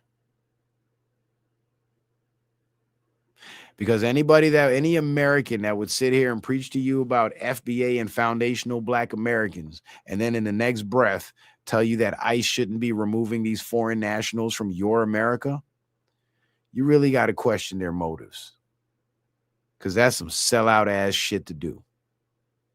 And just like I've been, bumping into a lot of these sellouts on social media in the truther circle and these infiltrators, and been able to spot them one by one, I'm not going to be all out in the open with them and tear people down and shit. I'm just letting y'all know what to look for. And when you see it, decide for yourself. I'm not going to name no names. I'm not going to put nobody in it or start no beefs.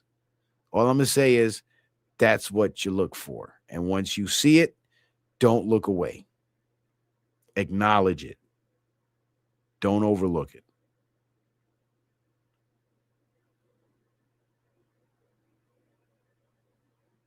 You remember when Martin Luther King said he led his people into a burning house with the integration nonsense?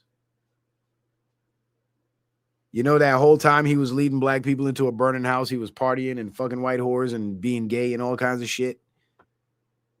And there were people in his movement that knew that. But you know what they did? They overlooked it. They looked away. And it allowed him to continue. And through his work, there was a lot of positive changes, but there was one glaring negative that kind of unraveled the whole thing, the whole Black community. And that was through integration, the destruction of the black economy started to happen. Those black folks that were forced to spend their dollars with black businesses could now go spend their dollars with the white businesses. So all that wealth that was flowing in the black community started slowly getting vacuumed out into the white community, into mainstream America.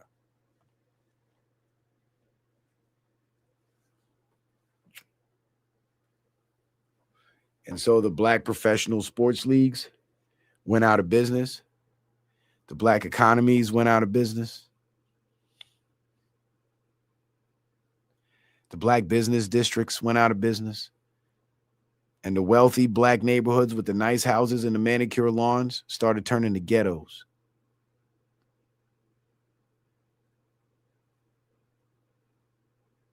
But if the people in the movement had not overlooked that shit that Martin Luther King was doing on the side, those questionable character flaws, and they would have said, hey, we can't follow you. You're not the right man to lead us because you're not a moral and just man. And guess what? Integration wouldn't have happened, and the black wealth would have surpassed white wealth today.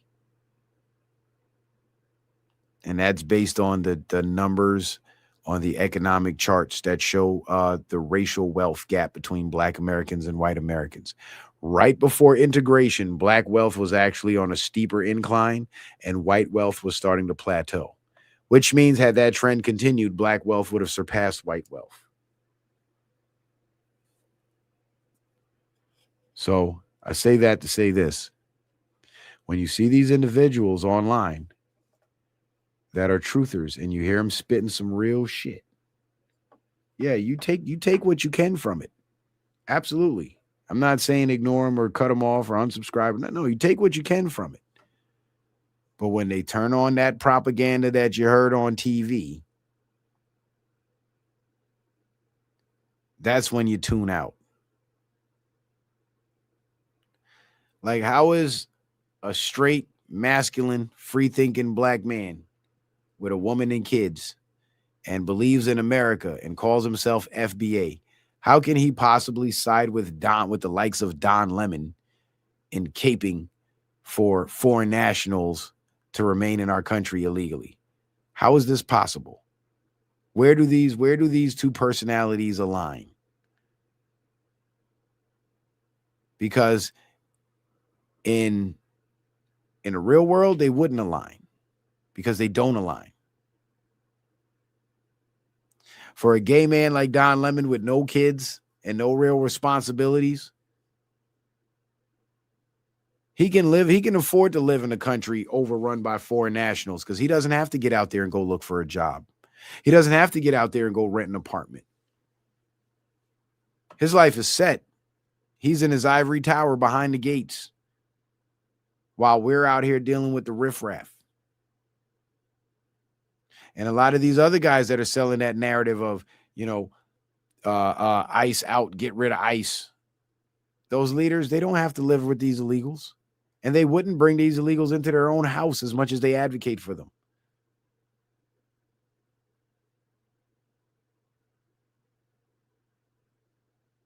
So what might suit them won't suit you, would not be in your best interest.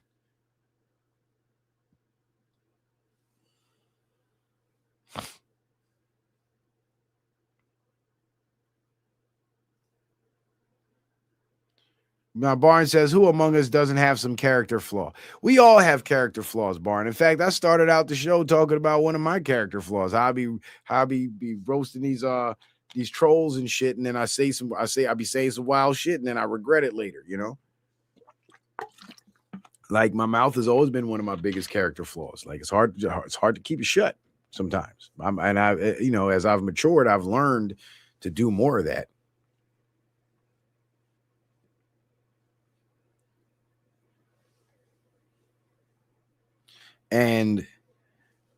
But when it comes to my example of Dr. King, his character flaws were not just your average character flaws, like he bites his nails and eats them, or he argues with his wife all the time or shit like that. No, he was engaging in debaucherous behavior that was unbecoming of a minister. a reverend. That is a major character flaw. Major, major. Gangsta Slim said he pissed you off too, LOL. Nah, I wouldn't say, and I'm assuming we both know who the he is, but no, I'm not saying he pissed me off. He didn't piss me off. No. He just showed me what side he was on. He just showed me what side he was on. And that's why I rarely ever get a fair shake when I go over there and try to have discussions with those guys. That's why I kind of had to fall back and not engage in none of this shit, because they were going to do the same shit. Not give me a fair chance to speak. And and it's funny because I showed you guys a video of CNN doing the exact same tactic. They would bring conservatives on the show and act like they're giving the conservatives a platform. And as soon as the conservative starts dropping facts and knowledge, everybody starts talking over them. And then the host stops everybody and then lets another liberal speak. So the conservative never gets to say what they have to say. And at first I thought it was just happening by mistake because, the host wasn't really, in tune enough to what was going on to know whose turn it was to speak. But then when I saw the exact same shit on that CNN panel and I started seeing it more and more, I couldn't help but think back to those times when they did it to me. And it all became clear. I'm like, damn, they push the CNN narrative and they act like CNN panels when I'm on there. That's crazy. All the while having everybody thoroughly convinced that they're the antithesis of CNN when they're pushing the same narrative and using the same tactics. So it just kind of, because I still got love for them brothers. I ain't mad at them, but it just showed me whose side they're on. And put it like this. That's not friendly territory for somebody who really knows the truth. It's not.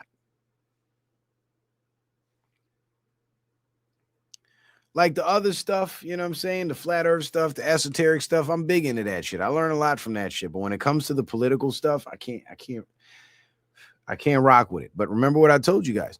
The enemy sees the politics. The enemy sees the politics or uses the political system as their control mechanism. Because if Epstein didn't have politicians blackmailed, his child sex trafficking industry wouldn't have exploded the way it did. So government is the key. So when you got people preaching to you to ignore government and stay out of government and not try to co-opt government and not get involved politically, all that does is that leaves the door open for your enemies to take over. And Malcolm X was talking about this from way back in the 60s being a problem. He said, when it comes to black voters, there's 11 million eligible black voters in America and only about 2 or 3 million actually vote. If all 11 million eligible voters actually turn out to vote, no amount of fraud or anything like that would stop black people from gaining full political control of this country. But they have to preach to black people not to vote, stay out of politics, at least the ones they can't convince the state to be Democrats. And so the smarter people who have the mind to truly understand every layer of the political game and interpret legislation and have the intelligence to see the possible future effects of this legislation, whether good or bad, or these policies, whether good or bad, they're being taught to turn a blind eye to politics and stay out of politics. And by doing that, they're not getting exposed to the facts. And because the mainstream propaganda machine has infiltrated every single genre of media, if you ignore the politics, you're going to get hit. You're going to get hit with the propaganda at some point. And you're going to start to think that this is true because you're going to start seeing that propaganda, in TV shows from this YouTuber, from that YouTuber, from this Instagram reel and that Facebook post. And you just get bombarded with it. So because you choose to be politically ignorant, you now leave yourself susceptible to fall for the propaganda because you keep hearing this foundational lie, the base lie, the premise lie, the false premise preached to you over and over from media outlet to media outlet for 10 years straight. If you never look at the counter argument or give the counter argument some real thought, then you're going to fall for the false narrative. And that's what's happened to a lot of people. And that's why they look down their noses at people like me who support Trump as some type of idiot. When, mind you, I have thousands of hours of presentations and deep research all over my channel, and I clearly demonstrate that I operate at a much higher level of intelligence than a motherfucker that comes on a live panel every day drunk as a skunk slurring his words. That's not a sign of intelligence. Because if you're not intelligent enough to understand, hey, I'm speaking to hundreds, if not thousands of people, let me conduct myself like an upstanding man instead of coming on here and being a drunk ass nigga.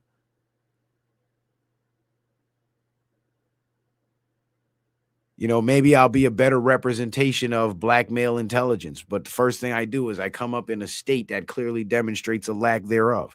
Yeah, I drink my liquor too. Hell yeah, I do.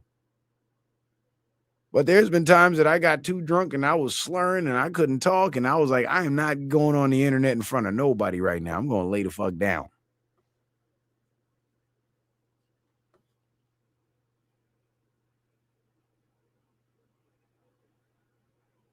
But that's how they get you. They keep you ignorant. They tell you to look away, turn a blind eye, don't get involved, don't pay attention, knowing that you're going to get exposed to the propaganda anyway. But for those of us who actually pay attention, the propaganda don't work on us. Because when we hear it parroted in the truth circles, we know where that shit came from.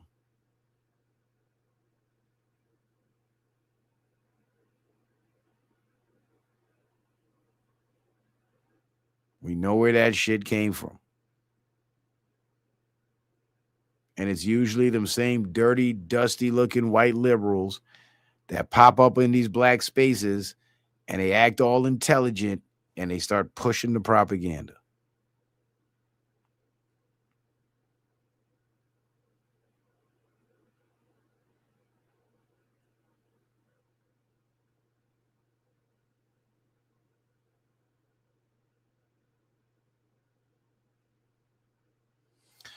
Who's familiar with well, no, I said I wasn't gonna say no names. I wasn't gonna do that. But anyway, I appreciate you guys being here, man. We're about to hit the 2-hour mark. I didn't plan on being here long. So let me just sum it all up for you. Yes, the Epstein Files, Part 1. Lies versus truth, and more to come. So the foundational lie is Trump bad. The new lie they've been trying to run with for the last year or two is Trump down with Epstein. And if you know the facts, those lies ain't going to work on you. But for some people who may be on the fence and may be wondering, because you keep hearing how Trump is in the Epstein files over and over and over again, it's kind of hard to ignore at this point. So I get it. But what I'll do is I'll come back tomorrow night. And if I don't make it back tomorrow night, I'll do an upload, but I'll come back Wednesday night on the next live stream. So it's either going to be tomorrow or Wednesday. Or maybe fuck it, I'll just go all 5 nights this week. But y'all got to hit the Cash App and hit the PayPal and hit the Venmo and support the show, though, man. I don't even think we got any donations tonight. But that's all right. That's all right. I see a lot of new people in here that I never seen before. So, you know, I don't expect you to pay for some shit and you don't know what you're getting. But if you like what you're getting, you know, feel free to throw a little something in the pot. It always helps. But Beats by Shun says he's guilty. You see what I mean? People are bought into it. And again, that's because they don't know the facts. But I'll leave you with this. Let me go back to it. This is from DOJ, Office of Public Affairs, and this is the public announcement of of the release of the rest of the Epstein files. Here, the Epstein Files Transparency Act was signed into law by President Donald Trump, November 19th, 2025. Hardly sounds like the actions of a guilty man. But let's just say beats by shun. Okay, see, you're not here to have a serious conversation, beats by shun. I don't even know why you're here. Was you on the island?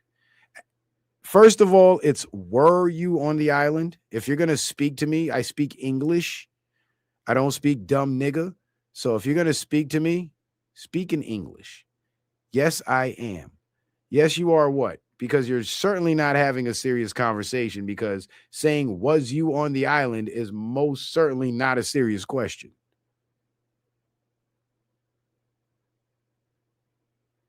At least you got that sentence right. Granted, it was only 3 words, but that's a bit of an accomplishment for you. No, Barnes, no. I wanted to play with her a little bit. It was like I was like a cat and she was like the yarn ball. I was having fun. Damn it, Barnes. Ugh. You're like that big brother that don't let us stay out too late because you know you're going to get your ass whooped. She's like, come on, man, we got to go home. And then you'll take the ball and leave. So now I got to follow you home. And I wanted to stay, damn it.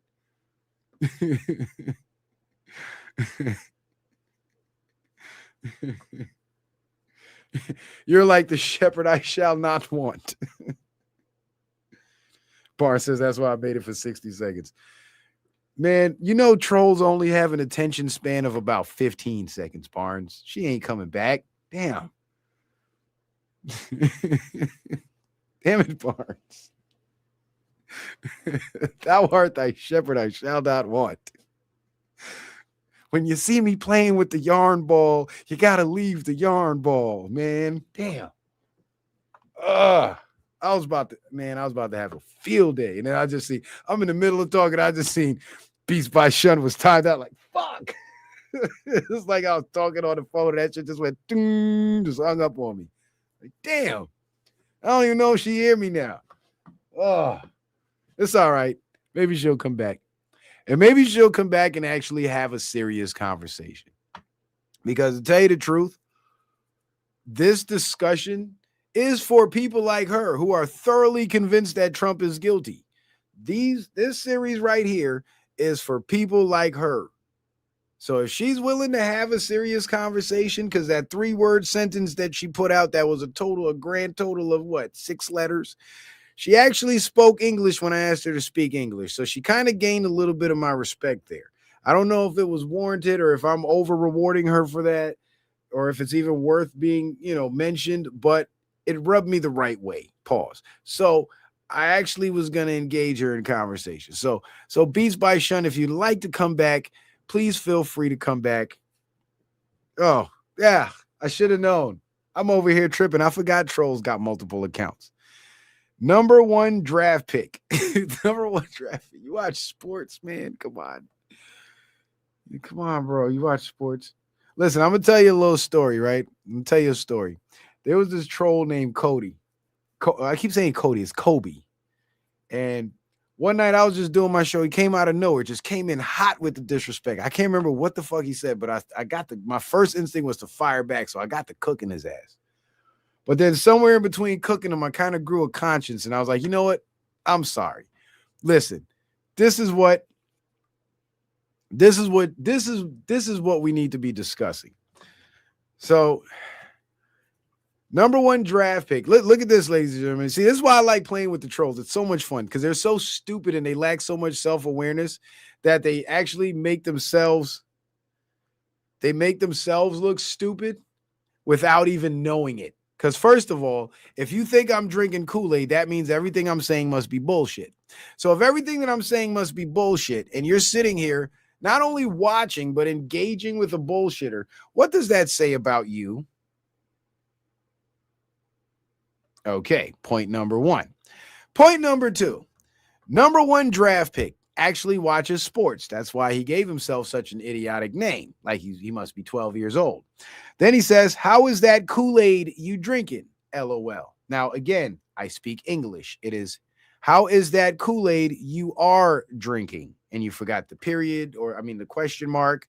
the exclamation mark by the LOL, but that's okay. It's the internet. Stupidity is allowed. I get it, right? Now, what's funny about all that is if you believe Trump is guilty and you haven't looked at the Epstein files or done a fraction of the research that I've done, and you've just been scrolling on social media, and that's the impression you got, or just been watching TV and dreaming about sucking off Don Lemon, and that's the impression you got, you know what that means? That means you've been drinking the Kool-Aid. Because you came in here with your lips all red and your tongue all red, talking about, oh, yeah, how's that Kool-Aid you drinking? With Kool-Aid stains on your T-shirt, and we're all just looking at you like, this motherfucker is retarded. Says, just face it, y'all looking for a savior, and he's not your savior. Yeah, I don't see America is falling apart. How delusional y'all are. Man, you really got to learn how to write in English, bro. Well, I'm not really trolling. If you taken me during my critical thinking, trolling is something wrong with you. I have no idea what the fuck that means. But like I said, I would like to have a conversation with you. So calling us delusional is a little disrespectful, right? Saying that we're looking for a savior is also disrespectful because I literally said nothing about a savior. In fact, if you take the time, right, and I challenge you to do this because I'll give you the benefit of the doubt. You don't know me. You haven't seen any of my content. This is probably the first time you've been to my channel. Your mother's full of my dick. How about that? In fact, that might be how you got here. We might have to take a DNA test to call Karamo or something. But anyway, if you take the time to educate yourself and watch more of my content, you will see that I've always been one to preach about self-sufficiency. Not looking for no savior. But what we are looking for is a motherfucker who will run the government and have the agencies that are supposed to do a job like not fuck our kids actually do their job and not fuck our kids. You see what I'm saying? And I think that's perfectly reasonable. I don't see anything wrong with that. I don't think it's extreme at all. But no, he says, so now he's using how I stake my sentences as an attack on me, while so much for being a man and an alpha male. Well, first of all, I know I'm a man because I have a dick. I use it every day. And I never declared myself to be an alpha male. Never, not once. I actually describe myself as a masculine man. And when I attacked the way you staked your sentences, sir, it was to illustrate your level of stupidity, which I think I've effectively done. I'm not a Don Lemon supporter. Try again. I'm not even a liberal. Well, you say that just like the communists and the socialists say they're not communists and they're not socialists. So you could say that all you want. But guess what? You're spewing the same garbage that Don Lemon wants you to believe. So you might as well be a Don Lemon supporter because you align with him. Ideologically, you align with Don Lemon. You align with the trannies. You align with the kid fuckers. You align with the meth heads. You align with the Sherm heads. You align with the Roland Martins. You align with CNN. So, I mean, there's something to look at there, buddy. Says, no, I don't believe in idol worship. Neither do I. In fact, I literally just got done at the beginning of this show talking about how I believe in Jesus, but not in the way traditional Christians do. I believe Jesus was a fictional character in a fictional story, but he exemplified what every human being should be. Upstanding and righteous. And I went on to describe how I believe the return of Christ is not going to be the sky opening up and some savior coming down, but it's going to be the hearts of men turning towards righteousness. And if that were to happen, hey, Kobe showed up. How about it? If that were to happen, what a wonderful world it would be. Even you, number one draft pick, probably wouldn't be so much of an idiot and a cocksucker. You know? Smells like a cult over here. No.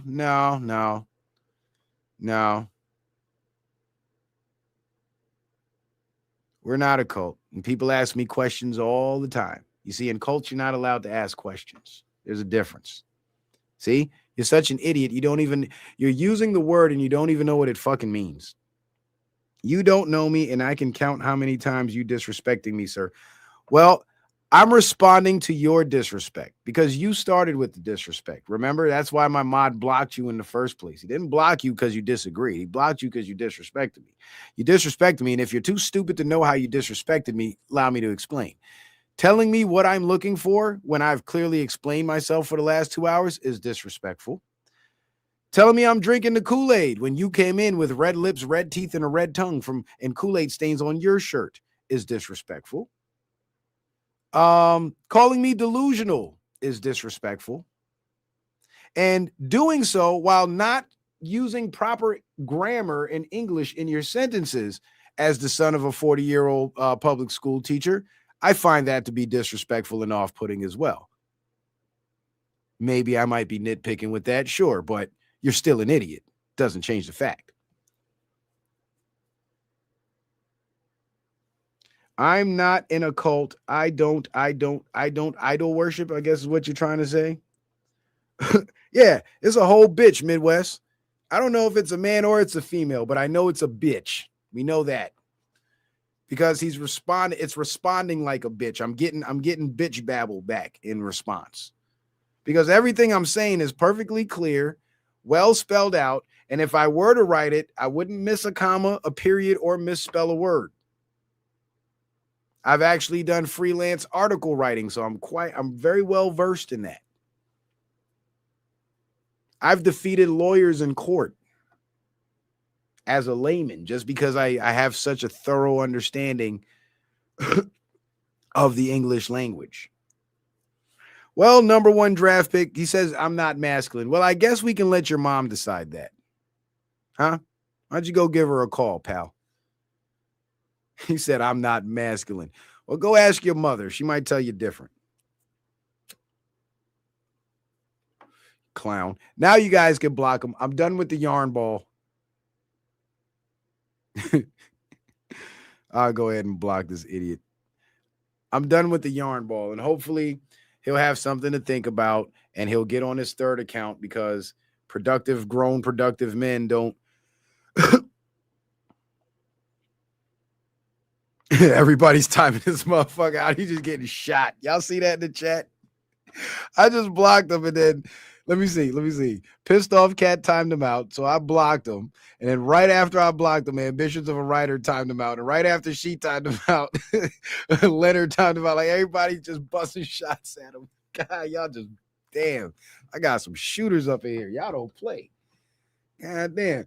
That's like if we were all standing around and I pulled my pistol out to blast them, and then like 6 shots just come from nowhere and hit them before I could pull the trigger. Like I love that, man. You guys are awesome. This motherfucker said, you're not masculine. Ask your mother. She'll tell you different. Anyway. And some of y'all might be, oh my God, I can't believe he disrespected his mother like that. Listen, she deserves that. You know why? Because look what the fuck she raised. Look what she raised.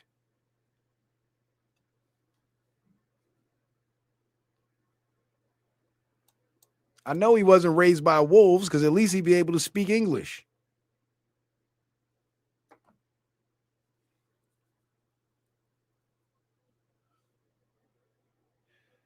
But anyway.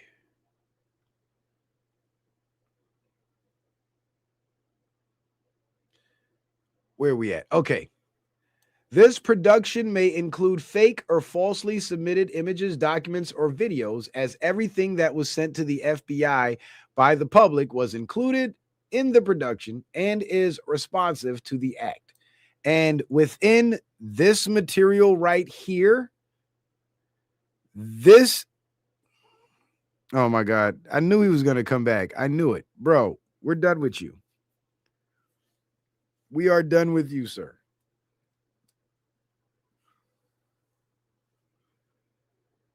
Go find a dark corner, smoke your sherm, and think about what your mother was doing to me that allows me to say all these disrespectful things about her.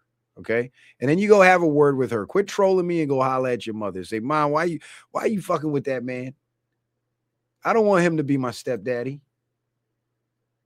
You need to go have that conversation with her and leave me the fuck alone. What up, Mr. Nice One? Where the hell you been? You're late.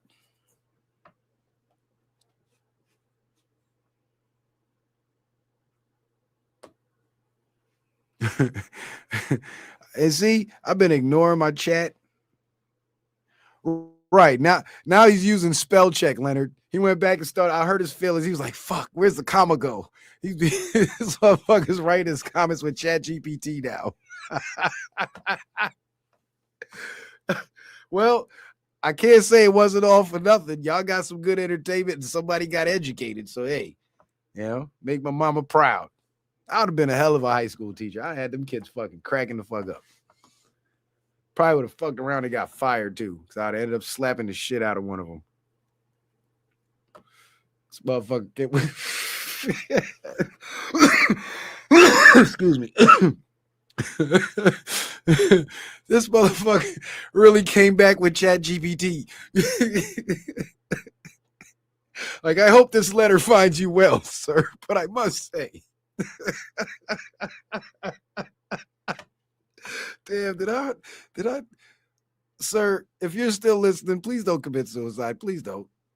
I don't want that on my conscience. Please don't. It was all in good fun. I still think you're stupid, but you're more funny than stupid. Stupid is funny. Please don't kill yourself. I didn't mean it. I didn't mean it about your mother. I never saw your mother. I never fucked your mother. I probably would if I met her, but I haven't. So don't take it to heart. Kobe says start off Black History Month the right way. Yeah, start off Black History Month sunning motherfuckers. Pissed Off Cat says Citizen Man got more patience than me. Pissed Off Cat, I don't know how long you've been following me, but if you've been following me for at least 5 or 6 years, I have come a long way. I'm telling you, I have come a very long way because this used to be difficult for me to do. His mama raised a transformer. She birthed that motherfucker. You was just like, I'm getting on YouTube and troll motherfuckers with Chat GPT. This motherfucker. Oh shit. Oh, that was funny. But I have come a long way. I have come a long way. And I used to not be this way. I used to be a lot worse with these motherfuckers. Made it a nighttime ass nigga.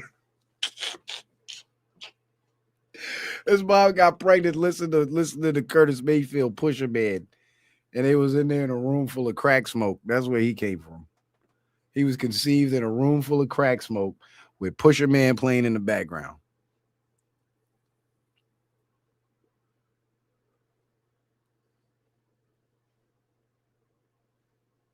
Okay, Pissed Off Cat. Okay. See, I've had so many people come and go. It's hard to tell who's who and who's been there. But yeah. So Pissed Off Cat, I used to be a lot worse than this. But it's fun though. It's fun. That's why I just go on and on and on because it's fun. Like I get this is the best laugh I've had all day. I swear to God it is. A guy that has been here for a hot second, 2018 or so, Citizen Man has calmed down considerably. Yeah, thank you, Antara and Pissed Off Cat. Thank you guys for confirming that because I know there's some new people in here that can't believe they think I'm just this smooth. I just always been this smooth. No. No. It took years and years of this shit to really smooth me out, man, because I was real rough around the edges.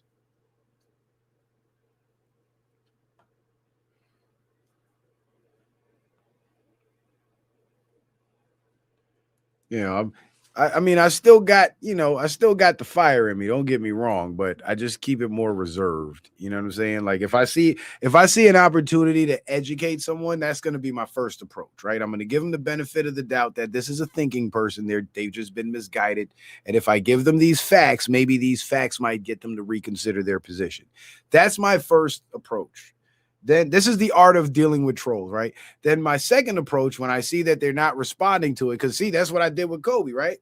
I roasted him back, but then I switched it up and I exercised more patience, and now he fucks with me, right? But when I really want to drag it out, right, and I want to win this person over, that's what I do. I'll just try to approach them respectfully, give them the facts. And if the facts don't change their minds and they start talking back to me with stupid shit, that's when I get stupid too. And remember, a smart man can pretend to be a fool very well, but a fool could never pretend to be a smart man. So you want to fool around with me, I got some foolishness for your ass. Right, John Jackson. And I think that's what it is. He says, when you're well studied, trolls are comical. And I believe it. Shout out to Lies That Bind. Lies That Bind says, I am faithfully yours. Yeah, that's the end of his ChatGPT comment. I hope this letter finds you well today, sir. Faithfully yours. You don't get the fuck out of my comment section with that gay shit. That AI shit. But nah, man. You're right, John Jackson. I think that's what it is. That's why I compared it to like I'm the cat and he's the ball of yarn. Like I'm just the cat just laying there minding my business, and then this ball of yarn just rolls in front of me and I just light up like, entertainment. And you know what? It really did affect me when Barnes blocked him the first time. Like I felt that shit. Like I just felt all the joy just fade. Like you just took the toy out of my hand. Like that's literally, I've never felt that before. Like that's literally what it felt like. And it was crazy to feel that shit. And I'm sure you guys could tell I was a little in shock because the way I responded, like I couldn't believe it happened. Like, damn it, man. That was my yarn ball that you just took. I don't care if you got to knit sweaters with it. Give me the yarn ball. Yeah, I know, Bars. I know. I ain't mad at you about it, bro. You see how everybody shot him down when he came back? Like, came back with the paragraph. Everybody's like, get the fuck out of here. That was funny. Y'all made it even funnier with that shit. Like, that was a hell of a fucking conclusion to that, man. That was awesome. We got to do that again.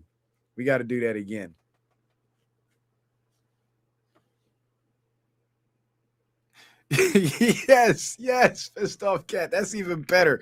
Like playing with, of course, pissed off cat is going to give a better cat analogy. Like playing with a mouse before you eat it. Yes, exactly.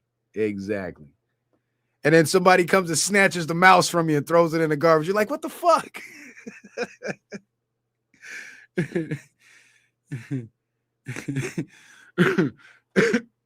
That shit.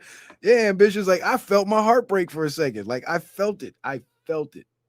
And I remember that feeling. The last time I felt that feeling was when I was a little ass kid.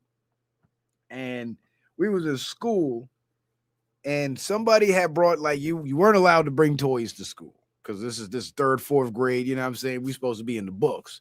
And my homeboy had a little Hot Wheels car. And back then, I don't know why those things were so hard to come by, and they come by the fucking million now.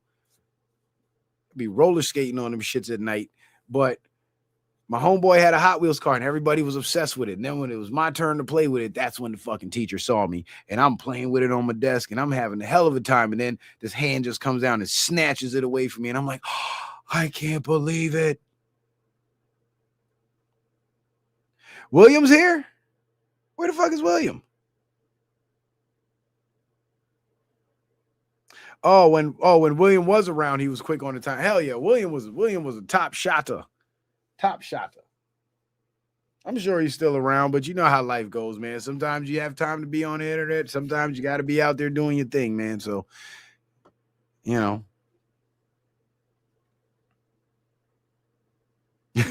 Tar says he's not the top shotter. He's okay. Nah, man. For a while, he was the top shotter, bro. Can't take William's crown, man. But back to my story. So the teacher's hand, I just seen this old veiny hand with red nails and a big old wedding ring come down and snatch that fucking Hot Wheels out my hand, man. And I was on like my third lap and my heart sank and my heart broke. And I've never felt that feeling again until tonight.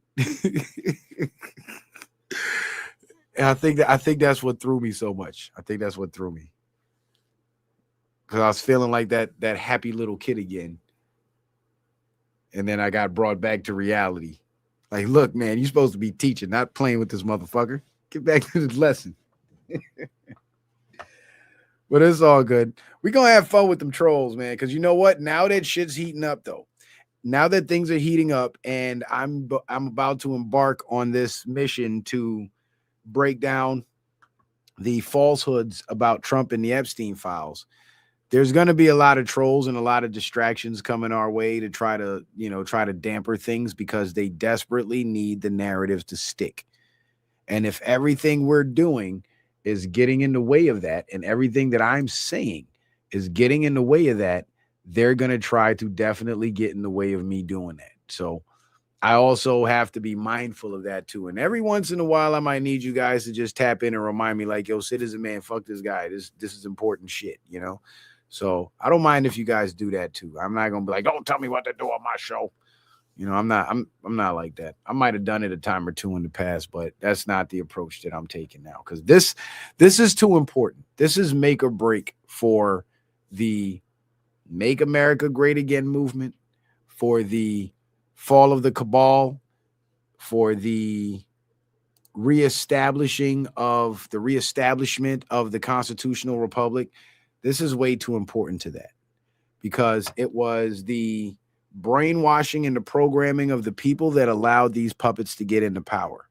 So the only way to get these puppets out of power is to begin the deprogramming process. And that starts with exposing the lies and then putting out the facts that debunk the lies.